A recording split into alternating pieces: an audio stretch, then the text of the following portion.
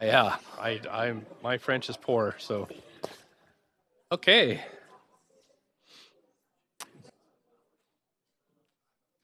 Okay, so we've got quorum. So I now call the public hearing of December 10th to order. Clerk, may I have the roll call, please? Mayor Stewart is in the chair. Councillor Carr. Councillor DeGenova is in the chamber. Councillor Fry. Councillor Swanson in the chamber. Councillor Hardwick. Councillor Weeb not in the chamber. Councillor Boyle. Councillor Dominato on a leave of absence for personal business. Councillor Bly. Councillor Kubiang not in the chamber. You have quorum, Mayor Stewart. Thank you very much. Before we begin, of course, I'd like to acknowledge we're on the unceded traditional territories of the Musqueam, Squamish, and Tsleil-Waututh people. Thank them for having cared for these lands for millennia, and it's been a real great pleasure for council to get to know their chief and councils, and as we work together building this great city. Also want to take a moment to recognize the great contribution of our staff here at the City of Vancouver, who do everything they can to make this one of the best cities in the world to live, work, and play. I just want to remind those attending the public hearing today regarding conduct in the public gallery. So I'd ask you please refrain from addressing council members without permission or applauding or otherwise interrupting a council member or a speaker addressing council. Please also respect the directions of the chair so that we may create a respectful environment for council, the public, and staff today present today at the meeting. Before I begin, I have some other announcements. So speakers have 5 minutes to make their comments and should limit their comments to the merits of the report being considered. Speakers should also state whether they are in support or opposed to the recommendations. Speakers may speak only once, and any additional comments can be submitted in writing to publichearing@vancouver.ca, publichearing@vancouver.ca, and if you run over your 5 minutes, you're of course always welcome to send in other thoughts. Those speaking on behalf of other persons or groups will have up to 8 minutes to speak, and only if each person or group representative is present at the public hearing and not a speaker themselves. Finally, if council does not conclude hearing from all speakers this evening, we'll recess and reconvene the meeting on, just going to get you a date here, in January? Next Tuesday. Yeah, next Tuesday, which is the 17th? The 17th of December. Okay, great. So we'll move to our first rezoning application, which is 6161 Canby Street, Alliance Française. Or just, please do, yeah. Thank you, Mr. Mayor. This is an application by McFarland Marceau Architects to rezone 6161 Canby Street from CD1 12 Comprehensive Development District to a new CD1 district to permit redevelopment with a 3-story building containing the Alliance Française, an existing educational and cultural facility. The proposal also includes commercial uses at grade and leasable office space on the 3rd floor. A building height of 17.2 meters or 56.3 feet is proposed with provision for a skylight enclosure up to 18.7 meters. A floor space ratio of 2.28 is proposed, which includes added storage and washroom space. This application is recommended for approval by the General Manager of Planning, Urban Design, Sustainability, subject to conditions as set out in the agenda. And since referral to public hearing, Council has received 7 pieces of correspondence in support, 1 piece of correspondence in opposition, and 2 pieces of correspondence regarding other aspects related to the application. And that is for all correspondence received up to 3 p.m. today. Thank you very much. And clerks, I understand that we do have one speaker. We do have one speaker. Okay, so council, we have the option of waiving the presentation if we'd like, or if you'd like to.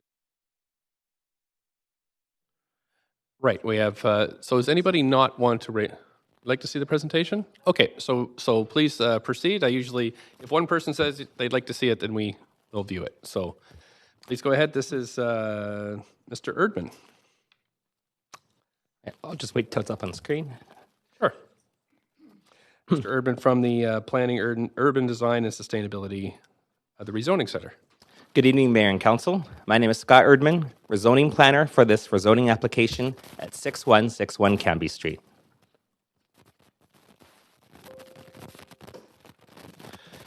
The site is located in the Oak Ridge neighborhood on the west side of Canby Street, about 1 block south of West 45th Avenue, as shown in red on the map. The site is just south of Oak Ridge Center and is in between two Canada Line stations. This is an area of the Canby corridor that has seen significant change in the last couple of years, with multiple new 6-story mid-rises being developed north and south of the site along Canby Street. The site is currently developed with a 3-story building home to Alliance Française, a nonprofit organization with a mandate to promote French language and culture in Vancouver. Alliance Française has been at this site since the 1960s and is one of only a handful of nonprofit-owned cultural spaces in Vancouver.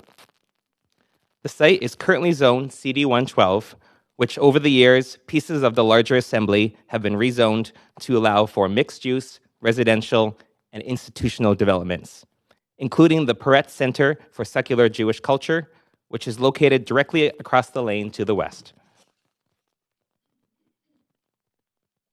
This site is within the Canby Corridor Plan, which was approved by Council in May of 2018, following a comprehensive 3-phase planning program. The intent of the plan is to guide and enable positive change in the Canby Corridor over 30 years. Under the Canby Corridor Plan, at this location, shown as a blue star on the map, mixed-use buildings up to 6 stories can be considered. Active commercial uses at grade and second-floor job space is strongly encouraged where possible. A density range between 2.25 and 3.25 FSR is suggested, based on intended urban design performance. The development potential for each site may fall within, below, or above the FSR range. The proposal before you tonight is for a new, expanded cultural and educational facility for Alliance Française.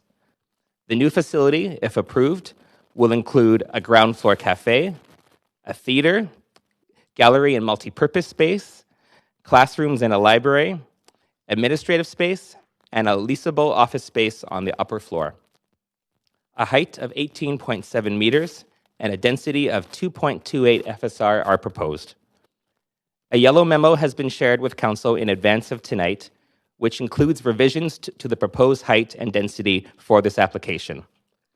The revisions are for the addition of washrooms and storage space on the mezzanine level and would be entirely contained within the form of development as presented. An additional revision for a skylight feature on the roof has also been requested. Staff support these changes as the skylight adds to the livability of the project with only minor changes to the roof. The increased height and density is still below the maximum limits as anticipated for this location by the Canby Corridor Plan. A city-hosted open house was held in October 2018 and was attended by 14 people. At the open house or since, staff have not received any written responses or comments for this application. This application generates approximately $64,000 in CACs, based on the city's standard practice of securing a nominal $3 per net additional square foot rate for institutional uses, which will be allocated towards the Canby Corridor public benefit strategy. In addition, the applicant will also be required to pay approximately $347,000 in DCLs. This also includes a reduced rate for the cultural uses of the proposal. In conclusion, this proposal meets several of the city's policies, including the Canby Corridor Plan, culture shift, blanketing the city in arts and culture, and making space for arts and culture. Staff recommend the application be approved, subject to conditions outlined in Appendix B. Thank you, Mayor and Council. Staff and the applicant team are available for any questions you may have. Thank you very much. Is the applicant here? Right, would you like to speak to this application or just wait for questions? Sure, please, come on up then.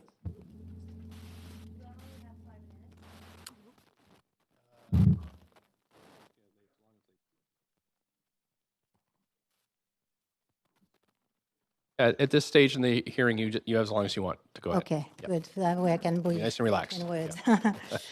Okay, good evening. My name is Marie-Claire Howard, and I'm the chair of the board of directors of Alliance Française. As you know, Alliance Française has been a part of the cultural fabric of the city since 1904.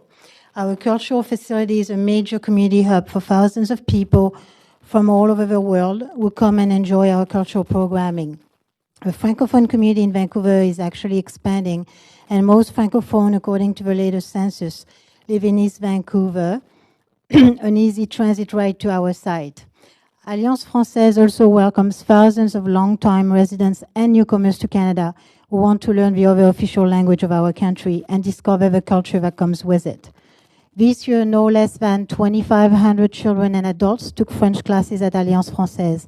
As a non-profit association, we believe that everyone, regardless of their financial circumstances, should be able to learn the second official language of Canada. Our classes costs are kept below $15 per hour, and we even offer scholarships for low-income families. Most cultural events are free or cost less than $20. Our free Fête de la Musique concert in June attracted more than 300 people. Our 115th anniversary celebration, also free, attracted more than 1,000 people over 2 weekends. And our theater just ran 3 sold-out nights. Tickets were $15. We're happy to note that our project fits into the city priorities of its Making Space for Arts plan, mainly protecting cultural heritage and removing regulatory barriers. Alliance Française has been successfully operating in Vancouver for 115 years, more than 50 years on its current site. We are not only providing an essential service to the linguistic minority in the city, we're also enriching the cultural landscape for all. We've done so successfully and without requiring any operational support from the taxpayers, thanks to a small but exceptional team of administrators, teachers, and artists, as well as many volunteers and our visionary founders, a group that includes the City of Vancouver. We're concerned that the staff report you received does not adequately represent what we are, a non-profit cultural amenity and one of the oldest institutions in the city. First, staff wants to impose a community amenity contribution of $64,000, even though we propose to provide $7 million in direct community amenities, including a 160-seat theater, an art gallery, and a library available to all. Developers receive increased density in exchange for providing far less amenities than what we're offering. Secondly, to calculate the DCL, staff proposes to apply the high commercial rate on more than half of our building, even though the only commercial space is the cafe at ground level, which represents about 7% of the building. We have offered to use the rental space on the top floor as artist atelier, and there has not been any follow-up from staff on that. Finally, we can't make sense of the off-site fees or conditional bylaw enactments, which are not even mentioned here tonight, and they seem to duplicate the DCLs. They are estimated at $500,000, bringing the total city levy to close to $1 million on our project. This amount is exorbitant, and as a not-for-profit association, we cannot sign what is essentially a blank check for future community improvements that are unrelated to our modest project. While we appreciate that the City of Vancouver is growing and updated infrastructure is necessary, not-for-profit associations cannot be expected to pay the same fees as developers who stand to make a profit from redevelopment. In fact, developers are given the options to build the kind of amenity we're proposing in lieu of paying fees. If not eliminated or capped, these off-site fees, which again were not mentioned tonight, will most likely kill the project. Certainly as volunteer board members, we need to think very hard before engaging our personal responsibility for a project that could endanger the financial stability of the association. We're asking you, city councillors, to ensure that a 115-year-old cultural institution, which counts the City of Vancouver as one of its founders, can continue to serve the community in the city. We're asking you to exempt Alliance Française from paying CACs because we are contributing $7 million in cultural infrastructure to the community. We're also asking you to ensure that the appropriate cultural institutional rate is applied to the entire building when calculating the DCLs. And we're also asking you to exempt us from further off-site fees. Alternatively, council could offer a grant that would cover all the city imposed costs in order to keep a long-time cultural institution thriving in the city. As mentioned in the Making Space for Arts and Culture report, such a creative solution was used to provide a $4.5 million grant to Western Front to purchase their site when they were facing eviction a few years ago. This will not set a costly precedent since, as you know, there are only 5 not-for-profit cultural landowners in the city. You have the power to ensure that Vancouver residents will have access to a new theater, library, and art gallery. You can make the difference between a great community project that doesn't get built or 28,000 square foot of new cultural space in the city by 2022. Thank you.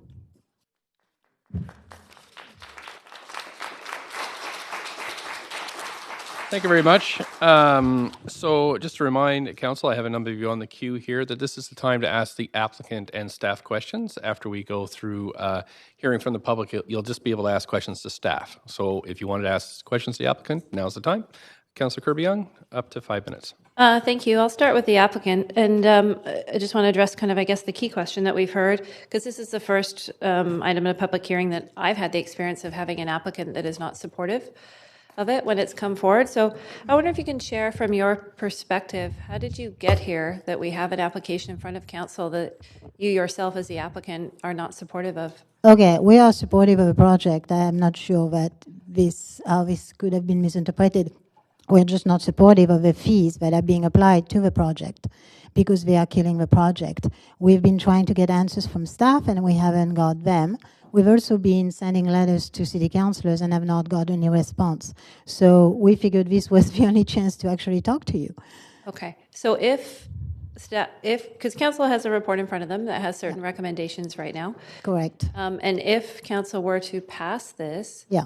I guess what I'm wondering, is it your position or assertion that you would not proceed, or you would not be able to build and make the project workable if council passed these recommendations? As they are, no. It's $1 million in fees. And also, I have a specific question. Why are the off-site fees not even mentioned here? Why are we only talking about $64,000 and $347,000, and we're missing $500,000 in fees?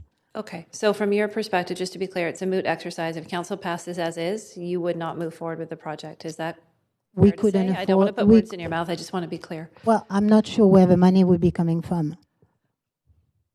Okay.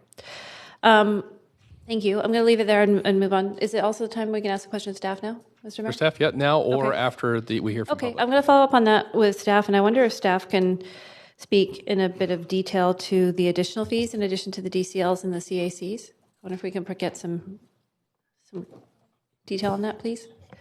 And typically how those are charged and what the policies are around exemptions or not non-exemption, just so we're all clear for the record. And maybe you could extend that to fees, CACs and DCLs in terms of what can and cannot be waived in what condition as it relates to an institution like this. So Jesse Grizzly-Jones with Development Engineering. So there are a series of off-site improvements that are required as part of this development. Those are a result of improvements to facilitate growth at this site as part of the Cambie Corridor Plan. Excuse me. And so one of those improvements is a sewer main upgrade that is estimated at approximately $410,000. There are complications with the location of this upgrade. It runs directly adjacent to the property line, and so there's a high likelihood that there could be damage or an inability to construct while maintaining that in its current location. And then there are a series of other sort of minor fees that are in addition to that in terms of things like bike lanes and basic frontage improvements. Okay. And the second part of my question is, can you confirm and clarify for us what is the policies it relates to DCLs, CACs, and the other fees being charged or exempted for a cultural institution applicant? Sure.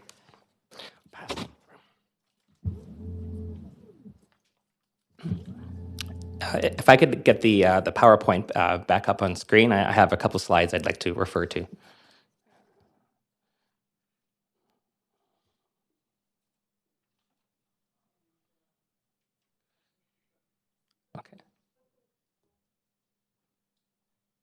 Okay. It was brought to our attention during the review stage, but by the applicants, that they had challenges with meeting the financial needs of paying for DCLs, CACs, and other costs associated with infrastructure upgrades. Staff met with the applicant team in June, and since then we've been exploring options for how we can make this a more viable project for them. Regarding CACs, for institutional uses, the city has a practice of securing a nominal CAC contribution towards the growth-related impacts from additional development. In similar rezonings for privately owned, nonprofit, institutional, and arts and cultural facilities, a nominal $3 per square foot target CAC has been applied on the net additional floor area resulting from the rezoning. As you see here in the table, the proposed net additional floor area is 21,431 square feet, and this results in a CAC of just over $64,000 as a cash payment. CACs are collected as part of rezoning bylaw enactment and allocated towards Canby Corridor public benefit strategy. The city provides CAC exemptions for specific uses, as outlined under Section 2 of the Community Amenity Contributions through Rezoning's policy. This application has the option to qualify for a CAC exemption as a community facility if they are willing to meet the criteria and legal agreement outlined under Section 2F of the CAC policy, which would include securing public access to the facility through a community land use agreement. At this point so far, the applicant has not opted to pursue a community use agreement.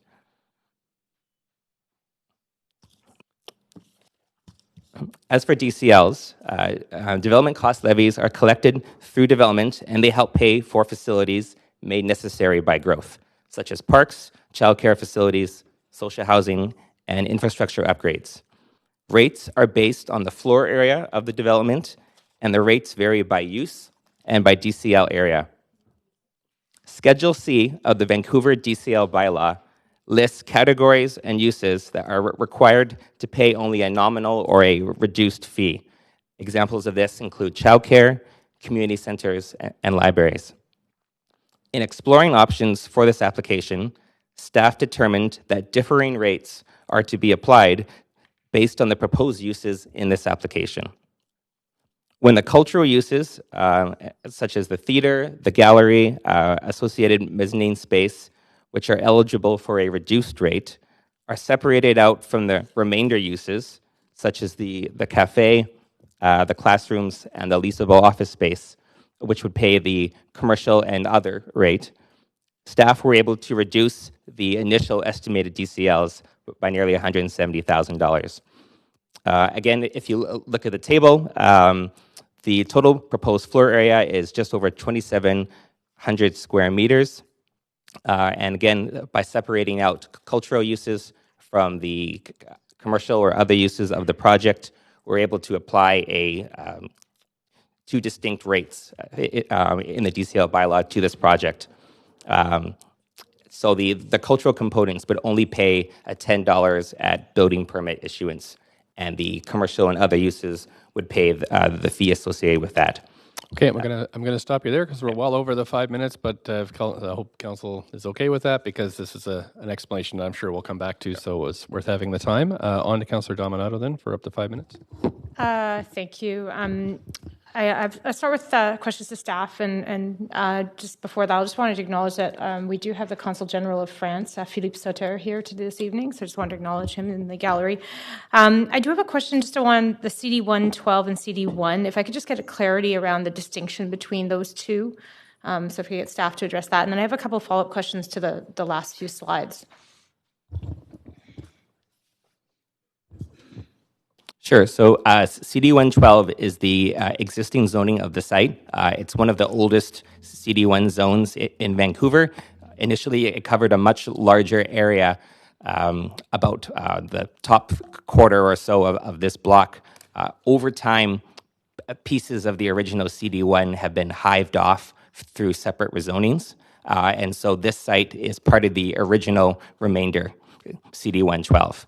As part of a rezoning application, a new specific CD1 would be assigned to this project if rezoning is approved. Okay, thank you. And then I wanted to follow up because I'm well aware of I think the concerns that have been raised by the applicant. As staff know, I've been back and forth with you around this, and when we talk about the CACs and it was described on one of the slides around privately owned nonprofits, and I've never heard that expression. When I think nonprofit, having been involved with many of them, they're not for profits. And so I was just curious, could you explain that for me and how we use that or interpret that? I guess just the quick separation is that it's nonprofit, but it's not a city-owned facility.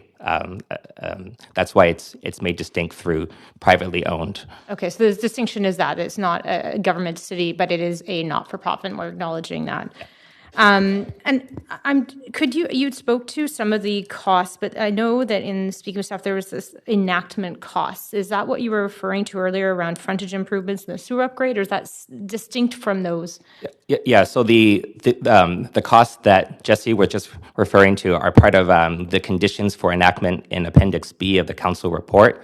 So these aren't fees per se, but they are costs associated with required infrastructure upgrades as part of serving the new development. Okay.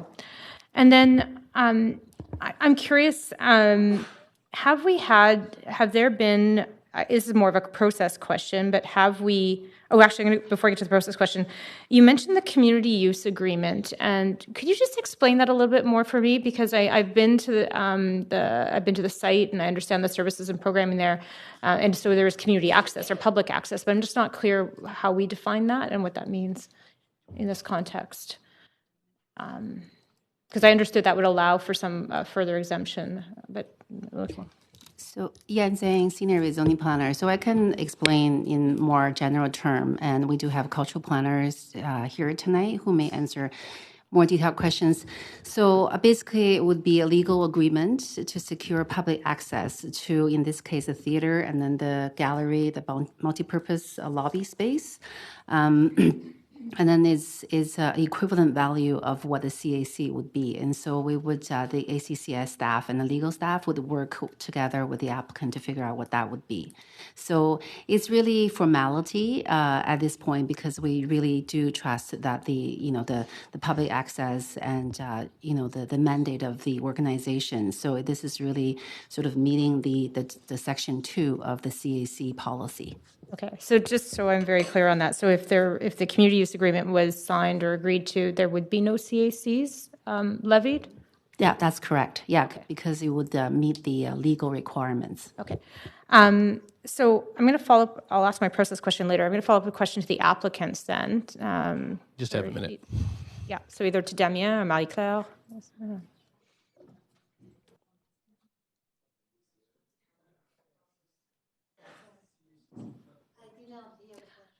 Bonsoir. I'm curious, the staff have indicated there's an opportunity to enter into a community use agreement and that would mean waiving the CACs is that something that the Alliance Française is interested in? What we have said is that it's not something we would turn down, but it would be complicated to set up because we would have to get the membership's approval on it. But we're talking about a right of use for $64,000. So it's actually a fairly minimum use considering what we're prepared to offer. But yes, if we need to have a formal agreement, that's something we could entertain. Okay. And then that's it for the 5. Oh, my time is up. Okay. Thanks very much. Thank you. Merci. Thank you, Councillor Fry. And thank you. And sure, this could be a question for the applicant as well, as just to confirm some of my assumptions with staff. I'm really excited about this project, and I'm hoping that everything can run smoothly for you. Now, I appreciate that by the construct of the Vancouver Charter, developer cost levies, the waivers for developer cost levies aren't really available unless you're a for-profit affordable housing or environmental performance, as I understand it. So unfortunately, the DCLs are subject to those parameters in the charter. And then as far as the CACs, I can appreciate the construct for public access, but I also see, did you get a cultural infrastructure grant in 2019 for $75,000 for the performance space? Yes, we did. So, which is actually quite ironic because we're receiving money from a community amenities a contribution part, and then we have to pay it back. Right. So, if I may kind of now direct this to staff, because I think what this is kind of a clever workaround that our staff are trying to support through cultural infrastructure grants, where we can't legally give you a CAC waiver because you don't meet those criteria. We're still supporting the Alliance Française with granting programs, and I believe that there's more grants available in the future. And can I test that assumption with staff? Is that generally how we're trying to work around the CAC limitations?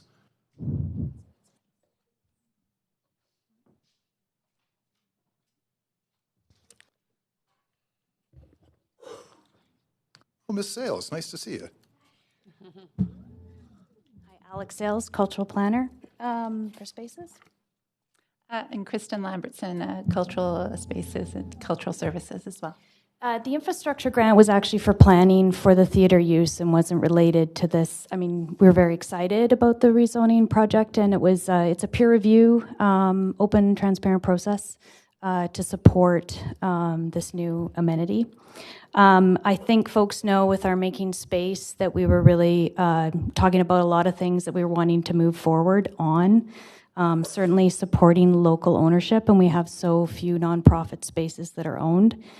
And one of the pieces that we really talked about within the report was to really review the appropriateness and eligibility of reduced DCL rates on a broad selection of nonprofit arts and cultural facilities to get a little more clarity about how that would work. So I think we worked through with staff and planning on this particular facility to look at a reduced rate, which we did for a portion of the facilities.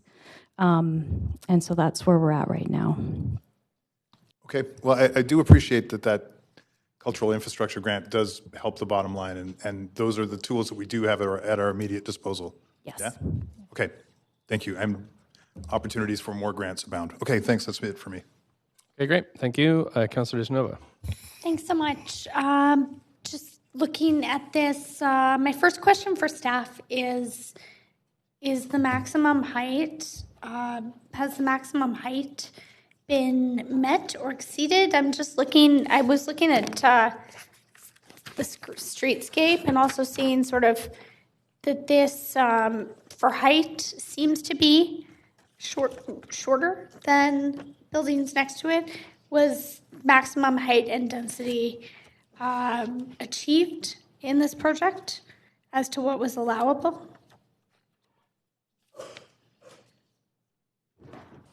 I'll ask the clerk to maybe help with the mic. Okay, so under the Cambie Corridor Plan, this location on this block, the plan anticipated that new development that could be considered up to 6 stories and up to 3.25 FSR for the density. This is one of those rare cases that we have at council where a rezoning application is actually below the maximum limits. I'm wondering if there was a possibility for the applicant, and I'll ask the applicant some questions after, and this isn't to send them completely back to the drawing board, but was there any option to increase the amount of space, looking at maybe stratifying that space and either selling it or having possibly residential units above to offset costs? Just wondered if that was a possibility. So one option that could have been considered and was mentioned during the inquiry stage is that in order to help make a project more economically viable, we've seen other institutional sites partner with developers and use housing on site as a means to support that. For example, the site immediately to their north is a church site, which has already received approval to develop a 7-story building That includes a new church, rental housing, and I believe also a childcare on site. So including housing is definitely an option that could have been pursued. Ultimately, it's up to the choice of the applicant. Is this something that, and I will have questions in just a moment for the applicant, is this something that staff recommended in the many meetings I'm sure that you had with the applicant? It was encouraged in early Sorry, conversations. not recommended, encouraged. You're coming to us with recommendations. Yeah. And then I'd like to ask the applicant or applicant team, whoever you'd like to answer the question, was there any consideration of that to offset costs? And then I'll ask more about CACs. My background is in non-market housing as well as non-market development, and just looking at different ways to make this more economically viable. I understand that we have this in front of us right now, but trying to understand how we got to the situation where, as you've said, it's something that wouldn't be economically viable right now. No, that's an excellent question. Actually, Scott was not part of the project when we started it 4 years ago. We extensively looked at the option of partnering with a developer, including a not-for-profit social housing developer. I forget the name because it's 4 years ago. Do you remember? No, there was another one. Anyway, it came that the site was too small and it just didn't quite work out in terms of providing enough space for Alliance Française and enough space for any residential space on top. So that was extensively studied. We studied at also selling the lot and moving somewhere else. This did not generate any options. The option that we have come up with, that's the one that was making the most sense. Now, bear in mind, this was 4 years ago. In the past 4 years, building costs have doubled. Okay. So the project is now twice as expensive. And the rules and regulation of the cities are also added a lot. So I have very little time. One question that I do have, and if not, I'll put myself back on the queue, is have you considered, as yourself, the applicant, adding residential above to the project to offset the cost? Ourselves? Yes, yourself. How would we pay for it? I'm wondering if it could possibly be financed if it was stratified and sold, or if you were looking at rental. We're not a developer. You know, when the city of Vancouver tried to be a developer in the Olympic Village, it didn't work out too well. We're not for profit association. Our mandate is to provide fringe services. I will go back on the queue. I have more questions for you. I'm just trying to find ways. Thank you. Yeah, no, but those have been studied at length. Thanks very much. On to Councillor Carr, up to 5 minutes. And I too have a question. Thank you, Mr. Mayor, to the applicant. So I did hear that you say, in answer to a question by one of the other councillors, that you would be willing to entertain entering into a formal agreement with the city around the public access to the cultural uses. Have you communicated that to staff? We had a very brief conversation back in July. But we're only talking about a $4,000 right of way, so that's not going to make any difference to what we're already providing.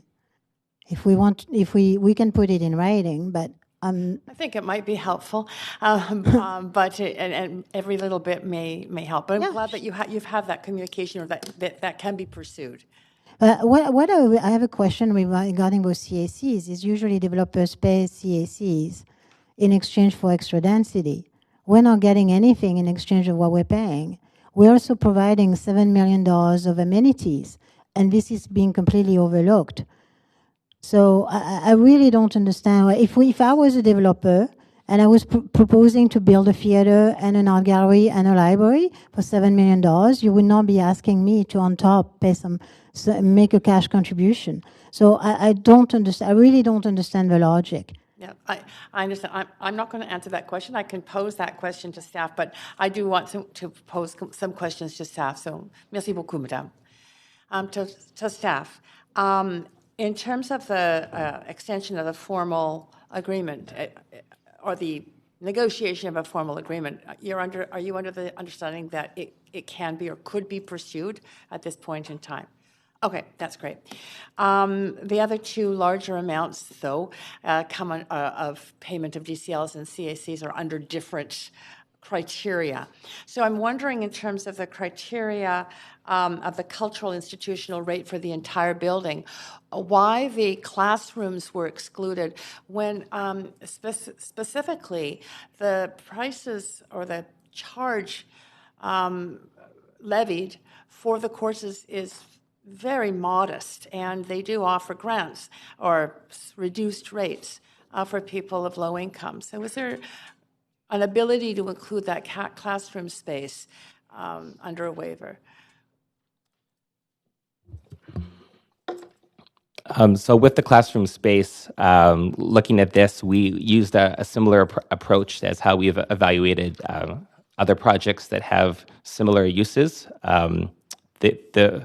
The fees are low for the classroom space, but there's still fees. It still generates revenue, and so staff looked at uses that such as the classrooms and the cafe and the office space that would generate revenue versus those that would not have that same ability. Right.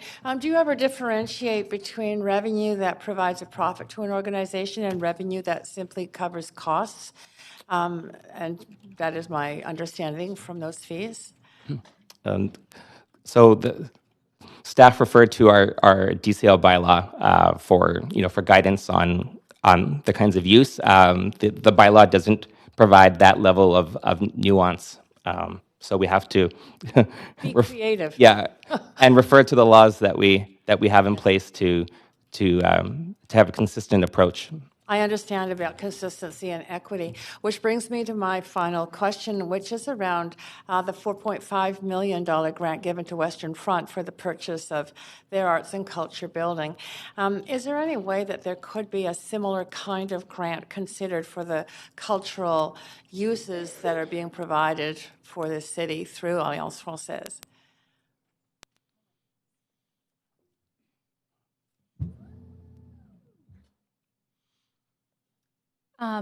In the case of the RISE money that went forward for artist production space in Mount Pleasant, that was a CAC cash contribution that came in, and it went to 4 organizations.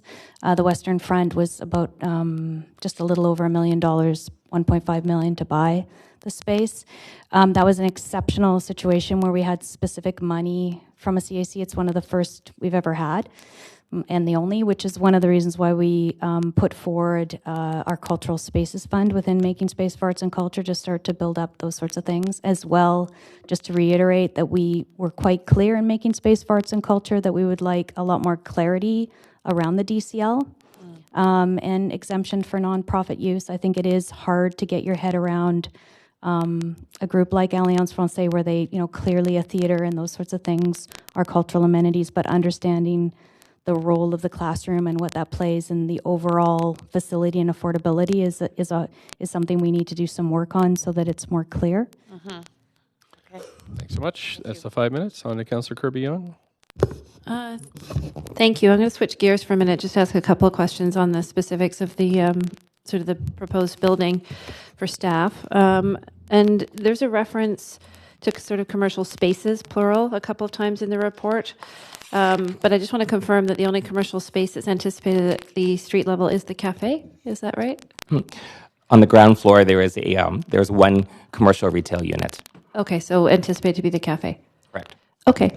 And then there's a reference in the report around a distinct 5-story street wall and kind of recognizing how that has changed. It would be nice to have some character in the area. I see in the report on page 7 that it says staff recommend further design development of these frontages to provide for more visual interest, which may be resolved during the development permit review stage. Can you expand on what type of design development you may be envisioning there? Thank you. Kevin Spence from Development Planning.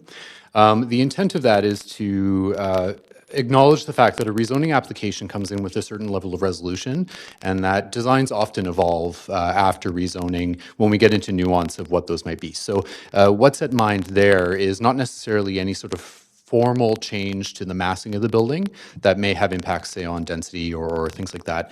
It would be more what that interface at grade is. Right now, they're showing a series of ramps and stairs, and that would be in the form of, say, additional landscaping or other moves at grade to ensure that the cafe space is high functioning as a contribution to the public realm. Okay, but not necessarily sort of a significant change to the 5-story wall as We described. wouldn't anticipate that in this case. Okay. We feel as though the building meets the intent Okay, of the guidelines. that's really helpful clarification. And then on the cafe, just in terms of, I know there's a covered forecourt for the entrance, but does it also allow with the setback for animation at street level? So patio use, do we anticipate sort of that spilling out onto the street? That's what we anticipate, and that is another one of those things that we would want to ensure we have built in as an element that we can continue to negotiate with the applicant following enactment of the rezoning and into the DP stage. Okay, I'll leave it there for now. Thank you. Thanks. Thank you, Councillor Dominato. Thank you, Mr. Mayor. And this is a question for staff, a process question around with a rezoning application like this. Has there been conditions put forward by council around exemptions around some of these fees? I recognize they're set out in policy, so I'm going to venture that probably no, or it's probably discouraged. But I'm going to ask the question anyways. Is that something we can do? Not that I'm aware of. And again, just because the city's policies and specifically bylaws that govern the rates and uses and fees for CACs and DCLs are fairly clear. And so it's staff's goal to apply a consistent approach to how these DCL bylaws are applied to each project. Okay, thank you. And then I have a further question for the applicants as well around just a follow-up. I know my colleague, Councillor DiGenova, was asking questions around exploring housing and that being integrated into this, but I guess I'm struggling a little bit with is that with the application coming to council, we're being asked to rezone for the purpose of enabling this development, and which I think is it's beautiful, it's spectacular. I saw the designs. But if you feel that all of the fees and so on are a barrier and that can't be changed, then I'm not sure if we should be making a decision on this, because we would be. I guess, and maybe it should have been a question to staff, but. It sounds like you've come here, you've gone forward with the application, but the barriers you see the fees as a barrier and the costs. So we could rezone it, but then you won't be able to do. You're saying you won't be able to do anything, and that you would just leave the building as is. Is that what would happen? You wouldn't do anything further? Well, I'm not sure what we would do, but I'm surprised to hear from staff that councils are not allowed to make any changes to how things work in the city of Vancouver. That's definitely not the opinion that I received from council. That you actually have a power to make exemptions, or you can also ask staff to look at it from a different point of view. For instance, for DCLs, right now we're being charged. The building is being charged 54% commercial. Well, we're not a 50% commercial. We're about 7% for the cafe. We keep talking about the 3,000 square feet of leasable space that we have volunteered several times to have as space for leased on a cost recovery basis for artists or cultural associations in the city. So that would also be something that we're willing to offer. So we are willing to work with the city to be even more generous than we already are in terms of providing access to the building to the entire community. But this has not been followed up. I also noticed that we're being told that we're being charged the same DCL as other developments, similar developments. We've asked repeatedly to mention which developments we're being compared to, and we haven't had an answer. To my knowledge, there is no one else. I mean, the only thing I can think of is the Japanese Hall. I did a small renovation a couple of years ago, and they're in a similar situation as we are. I don't see what we're being compared to. We're being compared to other projects in the Cambie corridors. Those projects are for-profit full-on development sites, not a not-for-profit association. So the upgrade to the sewer, if we do not proceed with this building, I guess we'll stay where we are as we are, because I'm not sure we would even be allowed to renovate without spending $400,000 on new sewer connection. Okay. No, thank you for clarifying that, and I'm sure we can follow up with staff. Thank you. Thank you. Councillor Wiebe.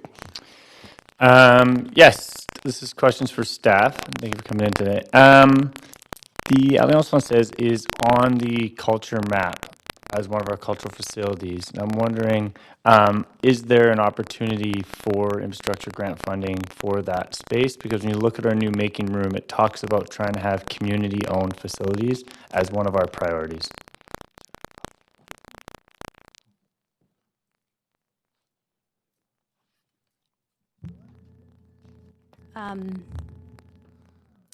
Our cultural infrastructure grant is capital grant. We have a budget of about $1.5 million a year. It certainly would be a challenge to use that fund to cover DCLs.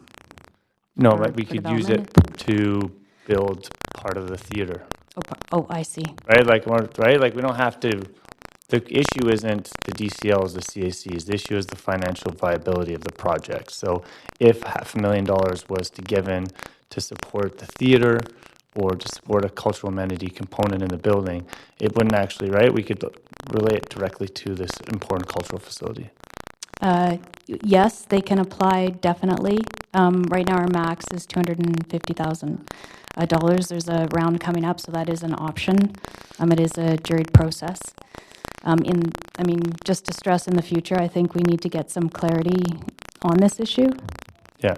And on that clarity, is there an opportunity as a cultural space, because the amount of buildings that are happening in the Cambie corridor and the need for community amenity space, if this is seen as community amenity space, is there not an ability to tap into some of the DCLs or CACs like they had prior with the $75,000? Culture is not eligible for DCLs, so we don't receive any DCLs. And they are for CACs. Yes, but we've not had much, if any, success on CACs. I think the RISE was a unique example. So again, that's one of the policies that we'd like to put forward. We did request cash in the Cambie corridor. We were not successful with receiving cash as part of the public benefits. So it's been a bit of a struggle. So that there's no CAC cash in all of the Cambie corridor projects? There's cash, but culture was not designated to receive cash, CACs through Cambie corridor. We in the public benefits plan, we identified facilities and kind facilities. Okay, and I guess the second question is putting a covenant to help out the viability of the project over the next 10 years. Can we do a 219 covenant on this project? I think that's what staff was referring to when they're talking about a community use agreement. Was to do a 219 covenant to relax taxes for the full 10 years? No, it wasn't about taxes. I think this space, because it is nonprofit owned, would be exempt from taxes, so they'd be in a much better situation than most of our arts organizations. I think the covenant was intended from the planning staff's perspective to secure the CAC exemption. Am I correct? So the $64,000, that reduced CAC rate, to take it down to be zero. With the use of a 219, which is sort of, we do similar things, say, for the Hollywood. But would it not be, the whole building wouldn't be exempt, would it? From property taxation? So I don't think planning staff were addressing property taxes at this point. They were talking about taking away the 64. Yeah. What I'm looking for is that obviously we're looking at the viability long-term of the project. So one of the tools we have as City Council is to look at doing a 10-year abatement for the project so that they could look at their 10-year viability. So I'm just wondering, is that something we've looked at, and is that a tool that Council can utilize on this project? address it. My understanding is because Alliance Francaise is a nonprofit, and correct me if I'm wrong, they're already exempt from property taxes. On the whole building, even the coffee shop, I can't see that being. But they will. But I'm saying in the future, this building, if they are getting DCLs for commercial, I'm assuming that the whole building would not be free from property tax. We're just 10 seconds. I actually, sorry, staff we're not quite sure about the tax implication on the new facility, but I wouldn't imagine that the whole facility would be tax-free. Yeah, so as a part of the new facility, as Scott said, that there would be a for-profit cafe and then leasable office to support the operation of the facility. So there would be an ability for us to reduce that burden on the property. So yeah, I can't really speak to that in terms of the taxation aspect of it. Thanks very much. We will look into it. Thank you. Councillor DeGenova? Thanks so much. Just following up to that, a Section 219 covenant would also preclude the applicant from being able to sell, being able to stratify or do certain things within the building possibly. So they would have to agree to that. Is that correct? Well, we don't have, we can check with our legal counsel. This is more about securing the access to a specific space, and then the 6,500K is a very nominal amount. No, I understand, but just because a question was just asked, I mean, about that being a solution, that would preclude the ability of the nonprofit to be able to do certain things if they were to enter into an agreement. No different than our community agreements or housing agreements. There would have to be certain rents applied to that, or they couldn't be renting out space above a certain amount. So that might actually be more difficult for them. Is that correct? Well, I think maybe I'll leave it to our culture colleague to answer that question. There, thanks. We would usually have it reflect the value, so in this case, it would be very minimal. Yes. Yeah, so it wouldn't be particularly limiting. It would be in the value of that $64,000. No, but I'm saying it would preclude what they could do with the space that did have the 219 on it. It would say that if they sold the space, that space would still have to have open public access to that amount. Yep. Okay. But typically we calculate it, so. Exactly. Or if they were to sublet it or rent it, it would have to be at a certain amount. It'll be quite specific. Yeah. Yeah. I just wanted to make sure. Thank you very much. On the CAC, because when we're in public hearing, I appreciate that we can make decisions and amend things in a regular council meeting. It's harder to do that because we're in a quasi-judicial body. And I also understand and I'm quite pleased, actually, with the Canby Corridor Plan in that there was a flat rate set CAC here in a lot of the planning for the Canby Corridor. So I'd be concerned as to what other potential applicants, even in other areas of the city, might see. And I'm just wondering if staff might be able to speak to any implications on that. You know, I'm thinking about, we just had conversations quite recently here in a rezoning on St. Paul's Hospital on the question of CACs and those types of things, and sort of setting the bar or benchmarking that. Does staff have any concerns if we were to change recommendations specifically on CACs here that other nonprofit organizations would expect the same? Yes. So there is a risk of setting a precedent for different expectations. Under the Canby Corridor Plan, sites are either an area for a negotiated CAC or a target rate. I should have said target rate now, flat rate before. And so areas that are a target rate, there is clarity around that amount, and it varies based on size of the project and also use. And so again, for institutional uses, it's the city's standard practice to use the $3 per square foot of rate. Okay, thank you. I also understand that there is a speaker to this afterwards, so I would ask staff maybe, I'm not sure if it's something you could answer now, but if there were any recommendations staff had that could bring this together. I note that it's very close to Canada Line Station, that we have.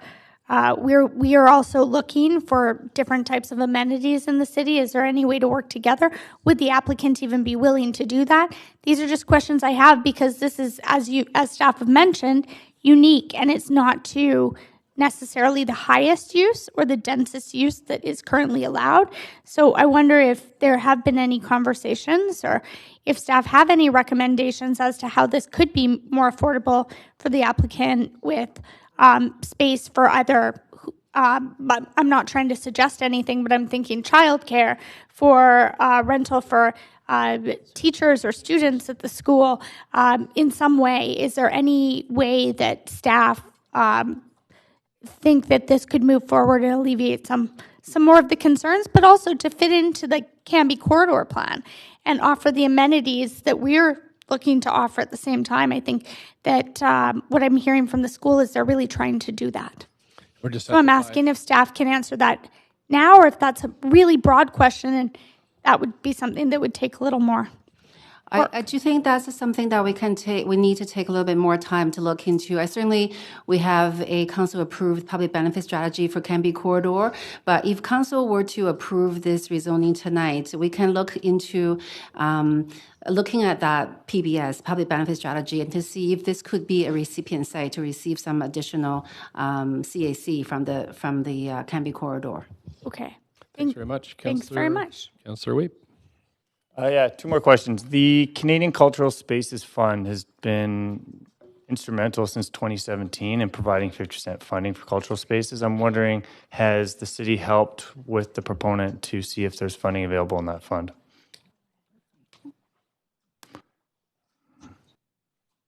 I guess as well as the Cultural Spaces Fund that the City of Vancouver's cultural team has put together. Yeah, we've always encouraged the applicant to apply, and we would certainly support them to go to Canadian Heritage for support for the space, absolutely. And perhaps you already have spoken with the Canadian Spaces Fund. So, applicant, you do have an application process for the Canadian Cultural Fund, because it talks about 50% of funding for nonprofit infrastructure funding, and that you seem like a proper fit for this project. And they're our typical match for our infrastructure grant as well.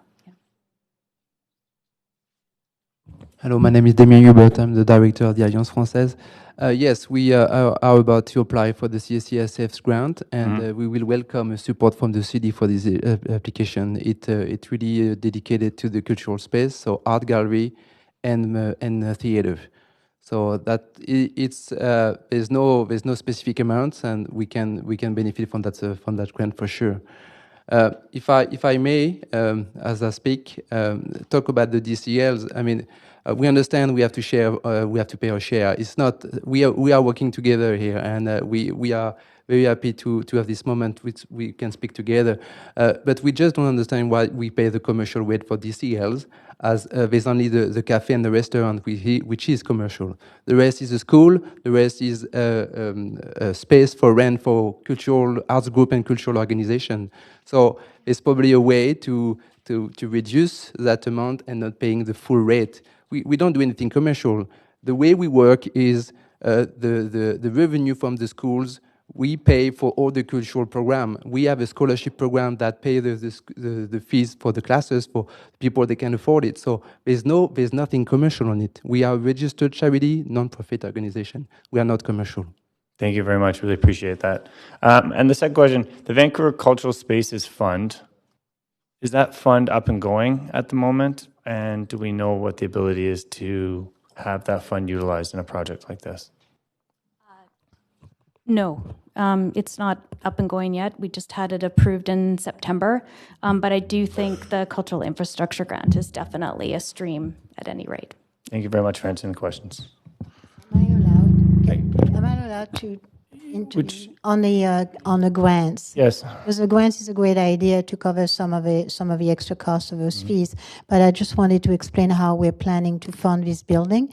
We are going to take a mortgage on our land, and that's going to cover can't remember what the maximum amount, but a certain amount of it, and then the rest of the funding comes from grants.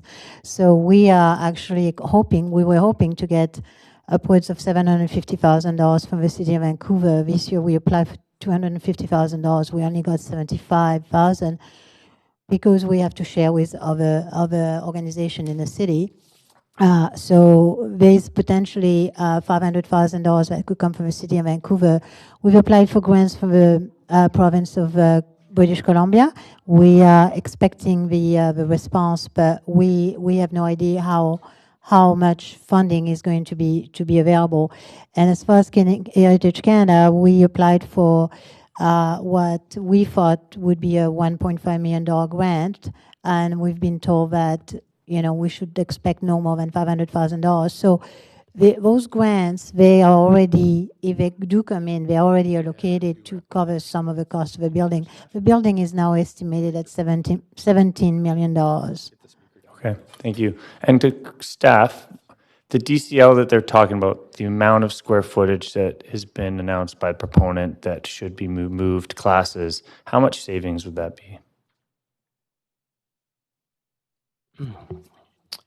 So I don't have the exact size of their classroom space at the moment, so I would just be estimating. But one thing I do want to note is that at this stage, any discussion in a council report about DCLs is always just an estimate because they are confirmed and collected at building permit issuance.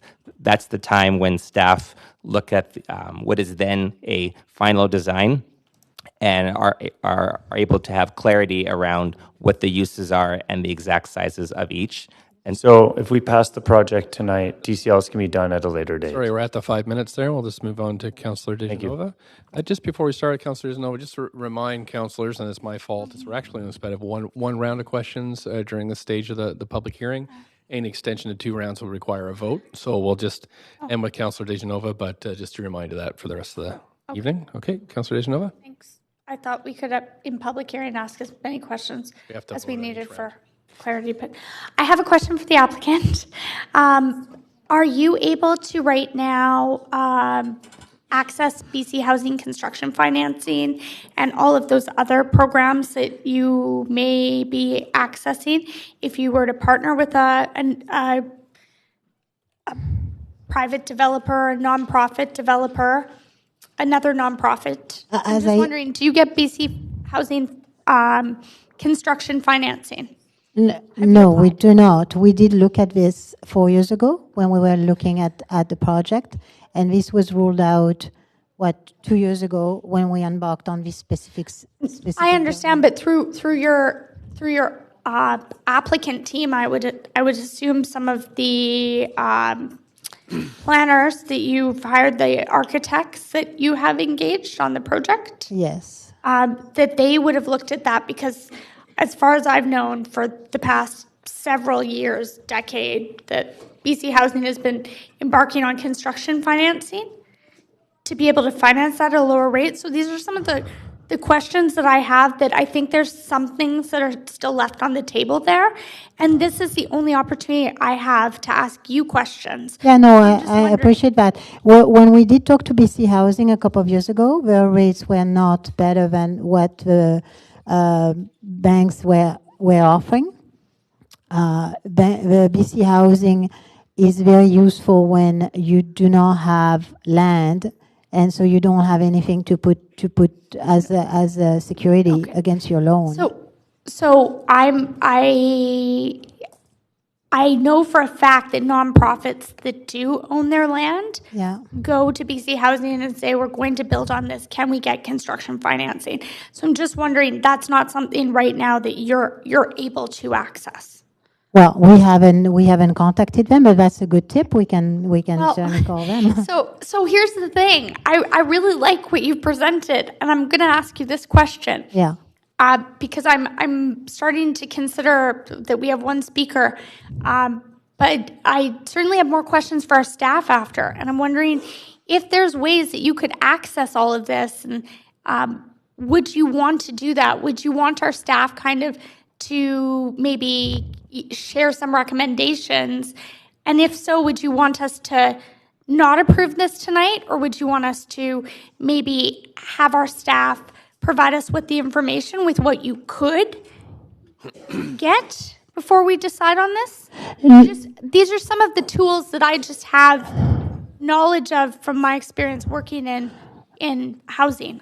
Okay, what we are looking for tonight is to get a bylaw approved on the building as is, with recommendation to staff to find ways of reducing, eliminating CACs, reducing DCL, and getting a very long, hard look at the cost of the offsite.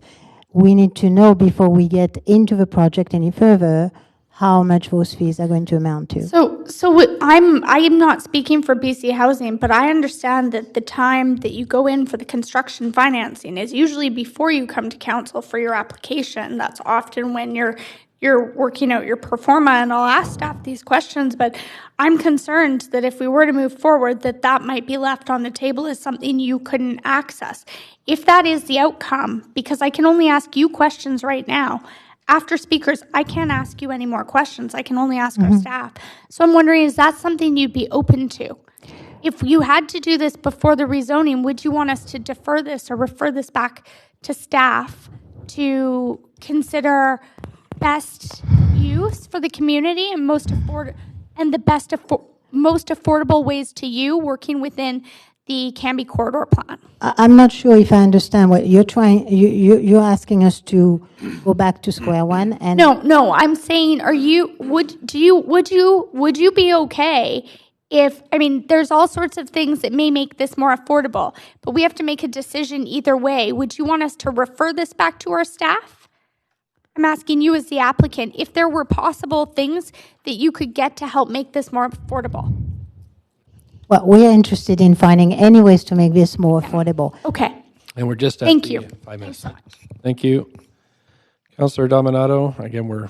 Yeah, thank you. Okay, Mr. can Mayor. I just add think one? it's to clarify, I just want to follow up on the question, just to the applicant, because I think what's being raised is that we could, as council, not approve the rezoning application tonight, but then that means nothing happens. You won't be able to go forward, or we could approve it, and we could encourage staff to work with you, maybe make some recommendations on how you might access funding elsewhere through other suggestions. Like, for example, Councillor DiGiova has made a number of suggestions. Staff have indicated there's some grant programs and other things, but I think that's what we're wrestling with, is just clarity that you've come here with a rezoning application that you want us to go ahead and approve it, but you are still, we understand, seeking some financial relief. Whether that will be possible, we don't know, and that may not be given our current policies. But I think that may have been the question that Councillor DiGiova was posing. Sure. I just don't want to go, after 4 years of work, we don't really want to go back to reassessing if we want to include housing and all. So that's why I'm a little perplexed about the question about BC Housing. But yes, we want this project to be approved with recommendation to staff to reduce the fees and to help us secure financing through various options. Okay. Thank you for that. Okay. You, Councillor Hardwick? Actually, my questions are from staff, and I'd like some clarification on the various pieces of the financing here from the city's perspective. So we've got about a $64,000 CAC that could go away if the applicant was willing to make a public agreement. That's part one. So that sounds doable. Then the next part are the DCLs. And the DCLs were calculated in such a way as to subtract floor space that was not used for commercial purposes. And that reduced the amount by $170,000. What is the total remaining, please? Can you confirm? The total remaining DCL is approximately $347,000. Okay. So then if we were to sharpen our pencil on that, I guess the question to the applicant would be is there a magic number somewhere between 0 and 343 ish, that would be doable if we were to look, for example, I still question the classrooms, for example, and, that on the commercial aspect of that.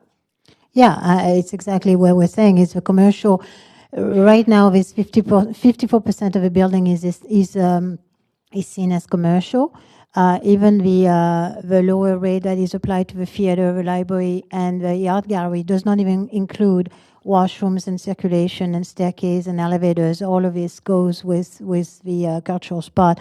So I think we would be satisfied with having 7% of a building being considered commercial and the rest being considered cultural center. So what does that translate 7% to? is the cafe. What is that in dollars? 7% of 28,500. I don't have my phone. Okay, well, I just thought, if staff have calculated what the amount would be currently, the remaining amount after the 170,000 deduction, my question, is there a magic number that you can get to between, $0 and $143,000 that would be workable within your pro forma? Yes, but we are not including any discussions about those offsite fees and those bylaws enactment fees, and those are $500,000, estimated at $500,000, and we don't even know what we're getting into. So does that mean there's no amount between 0 and 3? No, there is an amount between, if we can reduce the DCL to 7% of a building being commercial, whatever that number is. I don't know, can you guys calculate? And then we reduce or we eliminate the community amenities contribution. Then we're left with the estimated $500,000 in off-site fees. Those one we don't understand. They seem to be overlapping with some of the DCL. So we need some clarity on this, which we haven't received. And we also need to find ways of cutting the cost on this.